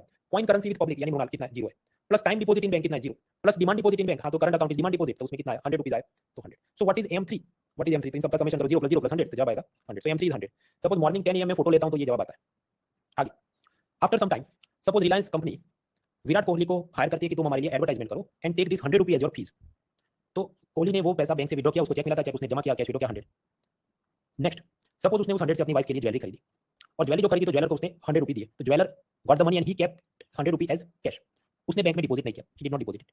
तो अभी मनी सप्लाई कितना है, again take a photograph. Suppose ये खेल करते करते 7 PM हो गया, तो वापस से आप फार्मूला नंबर डालो ना. कॉइन करेंसी विद ज्वेलर कितनी, कॉइन करेंसी विद पब्लिक कौन करेंसी पब्लिक कितनी, मोनाल के पास 0, हमारे के पास 0, विराट कोहली के पास 0, अनुष्का के पास 0, ये ज्वेलर के पास 100। हाँ, तो कौन currency public 100 plus time deposit in bank कितना 0, डिमांड डिपॉजिट इन बैंक कितना 0, पैसा विड्रॉ किया तो एमसी कितना है 100 प्लस 0 प्लस 0 100। इन अदर वर्ड्स बैंक से पैसा विड्रॉ किया तो क्या हुआ, मनी सप्लाई बढ़ गया कम हो गया, कुछ नहीं हुआ भाई, जो था वही रहा। सो M3 has not change at least in short term, तुरंत के लिए गिनोगे तो कुछ बदलाव नहीं हुआ, पहले भी 100 था बाद में भी 100 ही है। अब कुछ लोग झंडे उठाएंगे कि ये सब के अंदर टैक्स और जीएसटी लगता है, वो कहां गया, सीआरआर का पैसा कहां गया, लोन में दिया तो कहां गया। My answer is this, photo में आप जितनी चीजें उस पर ध्यान दो, फोटो 25 चीजें उसको ध्यान मत दो, और उसको देने भी बैठोगे तो ultimately it will come something like this कि पैसा किधर है, जनता के पास है कि बैंक में डिपॉजिट है कि नहीं है, because ultimately you have only 3 columns to fill as far as M3 is concerned. तो उसकी बात तो बाकी बात मत, टैक्स का पैसा कहां गया, सरकार के पास गया, तो सरकार का बैंक अकाउंट मान लीजिए स्टेट बैंक ऑफ इंडिया, तो उसके अंदर टाइम डिपॉजिट है क्या, हां है, तो फिर डालना पड़ेगा वगैरह वगैरह। But do not go into that direction. If you look at PYQs, तो यहां से जो पूछते हो बेसिक थियरी अंडरस्टैंडिंग की पूछते हैं, तो वो फिर आगे चेन नहीं खींचेंगे कि ये list to B list to Z तक। तो जो जितना ये फोटो फ्रेम है उतनी बात में आप ध्यान रखो। अगर एमए इकोनॉमिक्स का कोर्स होता है जो 2 साल चलता है, और प्रोफेसर को बोला कि every week you have to teach for suppose 40 hours, तो इसी चीज को 2 घंटे खींच के पढ़ाएगा ना। बट हमारे पास तो ऐसी टाइम की लग्जरी नहीं है, we are running with some time की whatever in 4-5 months we have to be done with all this. तो इसलिए तेजी से काम चलता है, तो तेजी से आप उसको एक्सेप्ट करके आगे बढ़ो। थोड़ा और पढ़ते हैं फिर एक ब्रेक लेते हैं। एक केस स्टडी है, मैं आपको केस स्टडी बताऊंगा, फिर हम ब्रेक लेंगे, ब्रेक में एमसीक्यू होगा, उस पर आप 5 मिनट आराम से सोचना। केस स्टडी ऐसी है, सपोज आरबीआई ने 2 नोट प्रिंट किए, 100 rupee note and 20 rupee note, मतलब कितना 100 रुपी प्लस 20 रुपी 120 उसने प्रिंट किया, जिसको हम कह सकते हैं M0। और फिर गवर्नर का दिल आ गया तो उसने मुझे 120 दे दिया कि मौज करो। So now I got 120 rupees. अब मैं क्या करूंगा, तो जॉन मेनार्ड कीन्स ने क्या बोल के गया कि पब्लिक सारा पैसा कभी बैंक में डिपॉजिट करेगी नहीं, and I will respect him, so I will deposit only 100 rupee in the bank, और बाकी 20 रुपी मैं कैश में रखूंगा। 3 कारण हो सकते हैं, transaction motive, precautionary motive, speculative motive. कुछ लोग कहेंगे ये क्या चल रहा है, भाई तो शुरू में हमने वही तो बात करी, लेट मी गो बैक। मैंने आपको बताया पब्लिक कैश में पैसा क्यों रखती है, सारा पैसा डिपॉजिट क्यों नहीं करती, बिकॉज जॉन मेनार्ड कीन्स ने कहा ट्रांजैक्शन शॉपिंग के लिए कुछ पैसा रखेंगे, प्रिकॉशनरी कोरोना सिलेंडर का कुछ पैसा रखेंगे, लास्ट स्पेकुलेटिव सट्टा मारने के लिए, कुछ शेयर बॉन्ड कुछ खरीदने की उसकी चाहत होगी, प्राइस का वेट कराए, so for 3 purpose he will keep some cash, he will not deposit all the money in bank, सारा पैसा बैंक में वो नहीं डालेगा। हाँ, तो मैं ये कर रहा हूँ वापस, RBI generated 120 rupees, RBI give me 120 rupees, उसमें से मैंने 20 कैश में रखा, 100 रुपी डिपॉजिट किया। तो स्टेट बैंक ऑफ इंडिया में इनकमिंग डिपॉजिट कितना है 100, तो इसका मतलब आउटगोइंग में सपोज कि वो सारा पैसा लोन में जा रहा है। अभी हम सीआरआर एसएलआर वो सब चीजें नहीं पता है, सपोज व्हाटएवर मनी केम, जो भी पैसा है सारा लोन में दे दिया, तो 100 उसने लोन में दे दिया, 100 लोन में उसने दिया मुकेश अंबानी को, जो कि बैंक ने मुकेश अंबानी को लोन में दे दिया। मुकेश अंबानी ने वही पैसा सैलरी के रूप में अपने मैनेजर को दे दिया, he gave it as salary, 100 rupee give as salary to his manager. अब ये मैनेजर ने भी सोचा कि I should also respect John Maynard Keynes, तो ट्रांजैक्शन प्रिकॉशनरी और स्पेकुलेटिव मोटिव के लिए 20 रुपी मैं कैश में रखता हूं, और बाकी 80 रुपीज मैं डिपॉजिट कर दूंगा एक्सिस बैंक में, जहां उसका अकाउंट है। तो एक्सिस में गए 80 रुपीज। आफ्टरवर्ड्स एक्सिस बैंक के मैनेजर ने SMS, WhatsApp spam, email spam, और भी जितनी जगह से हो सकते हैं स्पैम उसने किए, but there were no loan takers, तो 80 रुपी वहां आके स्टॉप हो गया, no further movement of the money. तो ये एक साइकिल बनी। अभी हम ब्रेक लेंगे, ब्रेक में आप सोचना कि मैंने आपको फॉर्मूला सिखाई M3 क्या था। M3 means coin currency with public plus demand deposit with bank plus time deposit with bank, या हम कहें कि all type of deposit with bank, क्योंकि time deposit plus demand deposit करोगे तो क्या all types of banks, bank सारा गिन लो। तो मेरा आपको क्वेश्चन है, during the break time how much is the money supply M3 in this case, ये जो पूरा केस हुआ उसमें मुद्रा आपूर्ति कितनी है, 120, 223, 100, 440, या आप स्किप भी कर सकते हैं, चैट बॉक्स में खुद से सोचो, और आपको सही जवाब आता है तो भी अपने पास रखो, बाकियों को डेवलप होने दो, उनको सोचने दो। अब break for 5 minutes, please you think about all this.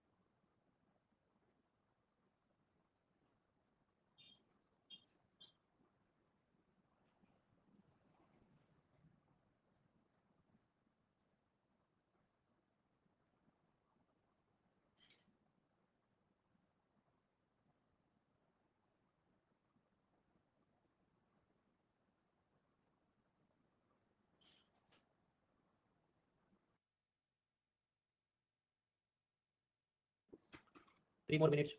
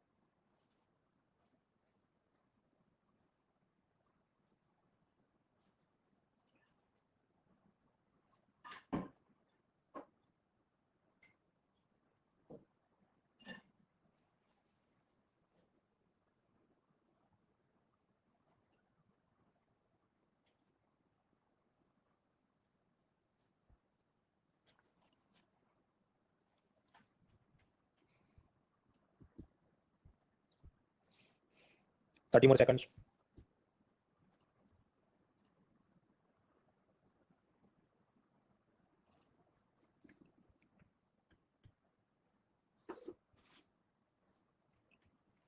Alright friends, तो ब्रेक के दौरान you must have thought about all this. अभी मैं वोटिंग लाइन कुछ ही सेकंड में चालू करूंगा। ए बी सी डी, या नहीं जमता है तो ऑप्शन ई टू स्किप वो करना है। चैट बॉक्स में नहीं, इसमें ए बी सी डी कुछ करना। Your voting line and timer starts in 3 2 1 start. A B C D में बटन दबाइए। सुयश, विशाल, वैभव, दर्शन, मीनल, ऋतिक, लक्ष्य, आयुष, कबीर, अजय, तुषार, रीत, कपिल, गौरव, कुलदीप, ईशा, डॉक्टर पल्लवी, शशांक, जहीदा, किशोर, सुमन, मयंक, ऋषभ, अभिनव, प्रियल, प्रियांशु, प्रभात, ओंकार, द्वितीय, रोबो, राहुल, सौम्य रंजन, गौरव, सेवियर, प्रियांशु, सृष्टि, अक्षर एंड अदर्स करेक्ट आंसर्स। करीब 56% लोगों को लगा 220 होना चाहिए। Let us check. देखिए फॉर्मूला क्या थी, M3 की फॉर्मूला क्या थी। Let me go back for the table. M3 क्या था, coin currency with public plus demand deposit with bank plus time deposit with bank. या मैं ये कहूं कि बैंकों के अंदर जितने टाइप के डिपॉजिट्स हैं, all types of deposits in banks, yes they are included. तो उस लॉजिक पे हम अपनी डेटा शीट या एक्सेल फाइल को फिलअप करते हैं कि सबसे पहले M3 मतलब कॉइन करेंसी विद पब्लिक। मतलब गिनने बैठो, ये जो फोटो आप खींचोगे, कैश कितना है, आरबीआई के पास नहीं है, RBI give it away, RBI ने मुझको दिया, मेरे पास 20 रुपीज है तो 20 रुपीज विथ मी। फिर कैश किसके पास है, मुकेश अंबानी के पास नहीं, क्योंकि उसने सैलरी दे दी, उसके मैनेजर के पास है 20 कैश, तो अंबानी स्टाफ 20 रुपी कैश। तो कॉइन करेंसी विद पब्लिक कितना हुआ, 20 + 20 यानी 40। Then time deposit and demand deposit in bank, क्योंकि M3 मतलब सारे डिपॉजिट गिन लेने, टाइम भी डिमांड भी। तो गिनने बैठो, एसबीआई के अंदर कितना डिपॉजिट है 100, एक्सिस के अंदर कितना डिपॉजिट है 80, 100 + 80 मतलब 180। हाँ तो अभी जो ब्लू हाईलाइट है उतना फोकस करो। Coin currency with public 40, time and demand deposit in bank 180, तो जवाब कितना है 180 + 40, 8 + 4 2 120, 220 रुपए जवाब है। सो द आंसर विल बी 220। अब आपको, तो answer is 220। Now first and biggest question that will come in your mind कि भाई ऐसा कैसे हो गया, जब आरबीआई ने तो नोट दो ही छापे थे ना, 100 का एक नोट, 20 का एक नोट, तो आंसर ये क्यों नहीं है, आंसर बी क्यों है, because it is the formula. But more importantly, पैसा बढ़ कैसे गया, पैसा इसलिए बढ़ गया, आप समझो, नोट तो सिर्फ दो ही है, there are only two notes, one is 20 रुपए का वन नोट एंड 100 रुपए का one note, so there are only two notes. लेकिन जब डिपॉजिट लोन होगा तो सेम टू सेम नोट अलग अलग कितने अकाउंट्स में रिफ्लेक्ट करेगा।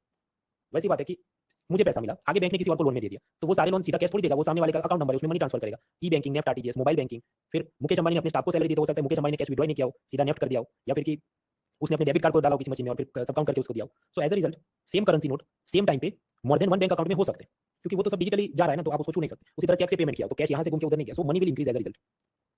अब कुछ लोग यहाँ पर मिक्सअप खिचड़ी पकाएंगे कि इसका मतलब तो ये हुआ ना कि M3 और सेंट्रल बैंक डिजिटल करेंसी दोनों एक चीज है, then M3 and CBDC same thing. जब नहीं भाई, CBDC कब होता, तब माना जाता अगर रिजर्व बैंक कागज छापता है नहीं, सीधा डिजिटल उसको इशू कर। If RBI issued the currency in digital form then we will call it central bank digital currency. यहाँ तो आरबीआई ने पेपर पे प्रिंट किया है, इसको CBDC नहीं बोल सकते। ये तो बाकी बैंक वाले डिजिटली उसको online banking, mobile banking, net वगैरह में घुमा रहे। As a result same currency note multiple account में रिफ्लेक्ट होती है, इसलिए मनी सप्लाई बढ़ गया है। ये CBDC क्या था, आरबीआई करेंसी नोट प्रिंट ना करे, डिजिटल इशू करे, तो सेंट्रल बैंक डिजिटल करेंसी था। तो उसको खिचड़ी मत पकाओ, वो पूरी मैटर खत्म हो गई लास्ट वीक, उसको भी इधर मत लाओ, otherwise it will make confusing.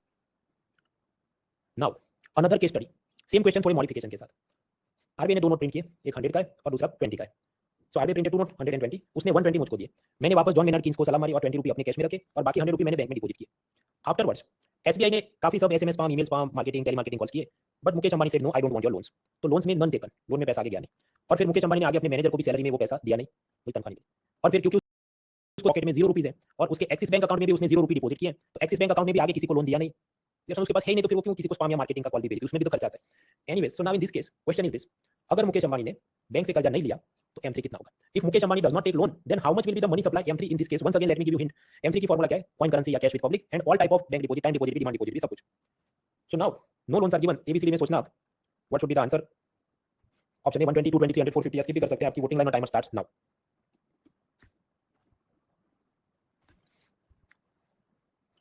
सूरज, हिमालय, अयान, प्रियंका, सचिन, आयुष, आकाश, नित्या, धीरेन्द्र, योगी, लक्ष्य, समीर, राकेश, शुभम, मोहित, सौम्यरंजन, नीलेश, कृष्णा, आदित्य, सौरभ, डॉक्टर पल्लवी, इंशा, हिमांशु, वेंकटेश, राहुल, भार्गव, तुषार, रुचिर, विश्वरतन, ओंकार, सात्विक, सूरज, साक्षी, सुमन, भानु, ये सब। फिर ओंकार, द्वितीय, रोबो, राहुल, सौम्यरंजन, गौरव, अक्षर, प्रियांशु, निमिष, दिव्या, आदर्श करेक्ट आंसर। करीब 94% लोगों को लगा 120 which is the right answer, लेकिन फिर भी बाकी जो 6% को नहीं समझ आया तो नो प्रॉब्लम। M3 क्या है, सारा coin currency with public plus time deposit with bank plus demand deposit with bank. हाँ तैयार करो, कॉइन करेंसी विद पब्लिक कितना, मोहन के पास 20 है, बैंक मैनेजर के पास कुछ नहीं, मुकेश अंबानी के पास कुछ नहीं, तो कॉइन करेंसी विद पब्लिक कितना 20, blue highlight, plus time deposit, demand deposit with banks. हाँ तो एसबीआई में 100 है, एक्सिस बैंक में कुछ है नहीं, तो ये कितना 100। हाँ तो हाईलाइटेड 20 + 100 तो कितना 120। So M3 is 120। So answer is option A M3 120। When Mukesh Ambani does not take loan, जब वो लोन नहीं लेगा तो M3 में कोई खास बदलाव नहीं दिया, जब उसने लोन लिया तो 120 हुआ, 120 का इंक्रीज होकर 220 हो गया था। So we use these numbers for monitoring the money supply। और ये भी रोज बदलते रहता है, हो सकता है suppose there is a Diwali season, तो उससे पहले मुकेश अंबानी लोन ले लेगा, आगे उसने अपने एम्प्लॉय को बोनस में देना है, फिर उसका एम्प्लॉय भी जो डिपॉजिट करेगा, हो सकता है एक्सिस बैंक भी काफी सारे ऑफर लेके आए नया, जो कि फोन और कार्स वगैरह के लोन के लिए, तो और ये तो घूमेगा, राइट। तो बदलते रहता है। अब तक आपने क्या समझा, ऑप्शन ए, अगर लोग मतलब पब्लिक अधिक कर्जा लेती है तो M3 बढ़ेगा, if people take more loans then M3 will go. B, अगर लोग कम कर्ज लेते हैं तो M3 नहीं बढ़ेगा। If people take less loans then M3 will not grow. तीसरा, यदि लोग बैंकों में पैसा जमा नहीं करते हैं तो M3 नहीं बढ़ेगा। If people do not deposit money in banks then M3 will not grow. या option D, all of the above, सब कुछ सही है। आपको जो ठीक लगे। आपकी voting line and timer starts now.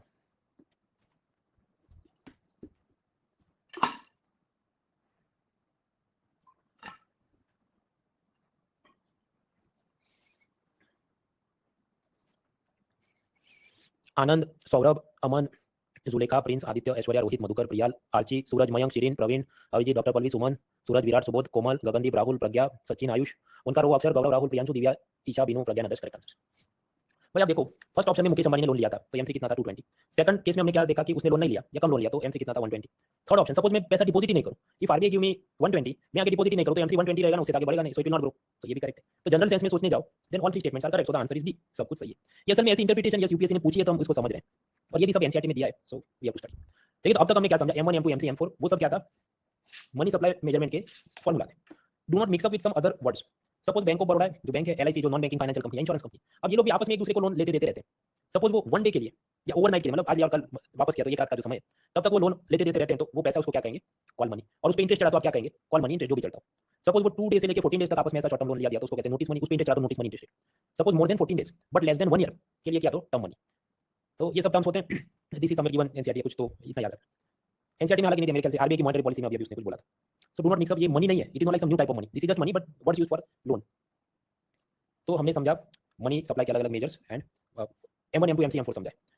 M0 को कल समझेंगे क्योंकि उसमें again it will take more than 30 minutes. Money multiplier भी कल समझेंगे क्योंकि इट विल अगेन टेक, वो पूरा 1 घंटे की पूरा खेल है। आज एक छोटा सा भी 5-10 मिनट का एक आखिरी टॉपिक समझते हैं, then we will finish this.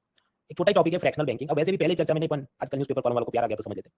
Bank deposit types के दो टाइप है, वो तो हमने समझे। डिमांड डिपॉजिट जैसे करंट अकाउंट, सेविंग अकाउंट, उसमें अच्छी बात क्या है, there is no penalty on early withdrawal. Then there are time deposit, fixed deposit, recurring deposit, time से पहले पैसा निकाला तो देयर इज पेनल्टी, तो इसलिए सेट स्माइली मेरा अपना मतलब from depositors point of view. अभी अदानी बैंक के पास लोन लेने के लिए आते हैं और हम एक प्रश्न पूछे, can banker give demand deposit as loan, मतलब जो करंट अकाउंट सेविंग अकाउंट में पैसा है, क्या बैंक ऑफ बड़ौदा वो अदानी को लोन में दे सकता है? यस, दे सकता है। प्रेजेंटली इंडिया की जो सिस्टम है उस हिसाब से वो दे सकता है। इसलिए हम कहते हैं इंडिया में जो इसको हम कहते हैं फ्रैक्शनल रिजर्व बैंकिंग। ये फ्रैक्शनल कैसे और इसे मनी मल्टीप्लायर कैसे होता है वो कल समझेंगे ट्यूसडे, तो आज तो सिर्फ वर्ड एक्सेप्ट करो कि इसको बोलेंगे फ्रैक्शनल। सपोज ऐसा रूल आ जाए कि no bank can not give demand deposit as loans, या कि can you give demand deposit as loan, और जवाब है कि ना, नहीं दे सकते। करंट अकाउंट और सेविंग अकाउंट का जितना पैसा है बैंक ने अपने वॉलेट में लॉक करके रखना होगा, किसी को लोन में नहीं देना है। अगर ऐसा कोई दुनिया हो, कोई नियम हो, तो उसे हम कहेंगे फुल रिजर्व बैंकिंग। अब कुछ लोग झटके में आ जाएंगे, तुम ये क्या बोल रहे हो, अगर बैंकर इसे करंट अकाउंट सेविंग अकाउंट का पैसा लोन में नहीं दे रहा तो लोन में दे क्या रहा है फिर, what exactly is being given as a loan if no current account saving. तो भाई है ना दूसरे टाइप के डिपॉजिट, टाइम डिपॉजिट के नाम पे फिक्स्ड डिपॉजिट, रिकरिंग डिपॉजिट है, यस उसको वो दे सकता है। मतलब फुल रिजर्व बैंक होगा, उसमें क्या होगा, वो सिर्फ टाइम डिपॉजिट देगा लोन में, डिमांड डिपॉजिट देगा कि नहीं उस हिसाब से वो चेंज है। अब समझो, full reserve banking means what, demand deposit loan में नहीं देगा, उसको सेफ सिक्योर रखेगा, हालांकि टाइम डिपॉजिट को वो लोन में देगा। On the other hand fractional reserve ऐसा है कि उसमें दोनों जाके डिपॉजिट जितने आए सारे वो लोन में देगा, तो करंट अकाउंट सेविंग अकाउंट का पैसा भी लोन में गया, फिक्स्ड डिपॉजिट रिकरिंग डिपॉजिट का पैसा भी लोन में गया। अब आप देखो इसमें कॉमन जो चीज है उसको हम इग्नोर करें कि टाइम डिपॉजिट का भूल जाओ, कि वो तो एक्सेप्टेड कि दोनों जगह लोन में दे सकते हैं, in fractional also and full reserve also. So let us only focus on demand deposits. Again question, dear bank of Baroda, can you give demand deposit loans, मतलब तुम current account saving account loan में दे सकते हो क्या पैसा वो? Full reserve banking में क्या है, नो। अब as a result what will happen, bank of Baroda की रोल क्या होनी चाहिए, मैक्सिमम बिजनेसमैन को, कस्टमर को उसने लोन देना चाहिए ताकि वो सब लोग जाके शॉपिंग करें, प्रोडक्शन इंप्रूव हो और देश का जीडीपी या इकोनॉमिक ग्रोथ इंप्रूव हो, राइट। तो यहाँ पर आप सोचो जो फुल रिजर्व बैंकिंग है, जहाँ पर वो करंट अकाउंट सेविंग अकाउंट का पैसा तो लॉक कर दिया, वो किसी को लोन में नहीं दे रहा है, तो यानी बैंकर से ability to help economic growth वो क्या है, less. Bank of Baroda Bharat की आर्थिक वृद्धि की कहानी में ज्यादा मदद नहीं कर रहा है, कम मदद कर रहा है, क्योंकि वो लोन का जत्था दे ही नहीं रहा है, सिर्फ टाइम डिपॉजिट दे रहा है। तो ये तो ऐसी बात हुई कि सपोज डिमांड डिपॉजिट में थे 500 रुपये, टाइम डिपॉजिट में थे 2000, तो ये तो ऐसी दुनिया है यहाँ ये 500 तो यूज ही नहीं हो रहे हैं, सिर्फ 2000 ही जा रहे हैं। और अदर फ्रैक्शनल रिजर्व बैंकिंग में क्या फायदा, ये भी जाएगा और टाइम डिपॉजिट का दोनों जा रहे हैं, तो double smile. Next question, suppose कोई फेक न्यूज फैला दे, अफवाह फैला दे कि बैंक ऑफ बड़ौदा से नीरव मोदी किसी ने लोन लिया था और वो तो भाग गया मॉरिशस से और पैसा डूब गया, bank is going to collapse.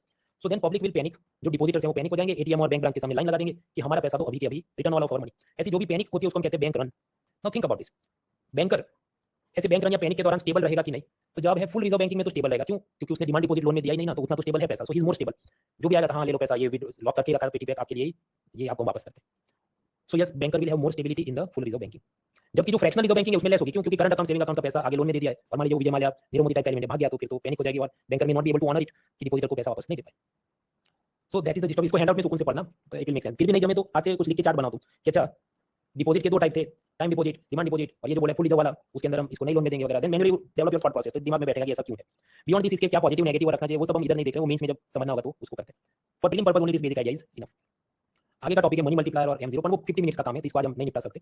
And secondly उससे पहले स्टूडेंट्स के दिमाग में भी M3 की फॉर्मूला और ये जो कैसे मनी सप्लाई बढ़ गया, मुकेश अंबानी को लोन दिया नहीं उसके हिसाब से, that clarity is required in your brain. तो हैंडआउट में जो भी 2-3 पेजेस पढ़े हैं उसको निपटाओ। हो सकता है कुछ लोग को अभी क्लिक नहीं हुआ, वापस एक बार वीडियो देख लो कल सुबह। And get a clarity over this, उसके बाद जो नेक्स्ट स्टेप है उसमें वो सब अंडरस्टैंडिंग चाहिए। तो कल रात वापस मिलते हैं और इसको हम जारी रखते हैं। Right, that is done. I think 7 day trial के नाम पे जिन लोगों ने ज्वाइन किया था, तो आज 11 को उनको आखिरी दिवस है। So if you want to convert then discount code is mona.org और उसमें भी सब ऑफर वगैरह चलते हैं। For some reason suppose you can not convert, या मतलब आपको नहीं जुड़ पा रहे हैं जो भी फाइनेंशियल या दूसरे चैलेंजेस है, डोंट वरी, आप पढ़ाई जारी रखो। अब कुछ लोग तुमको ज्वाइन नहीं किया तो कैसे पढ़ाई जारी रखेगी?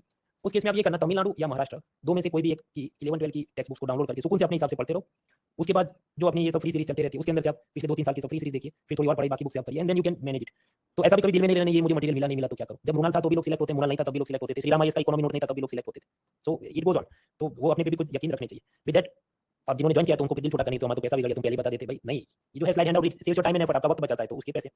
सो best wishes to all of you और मिलते हैं कल, आगे कहानी जारी रहेगी। Let's like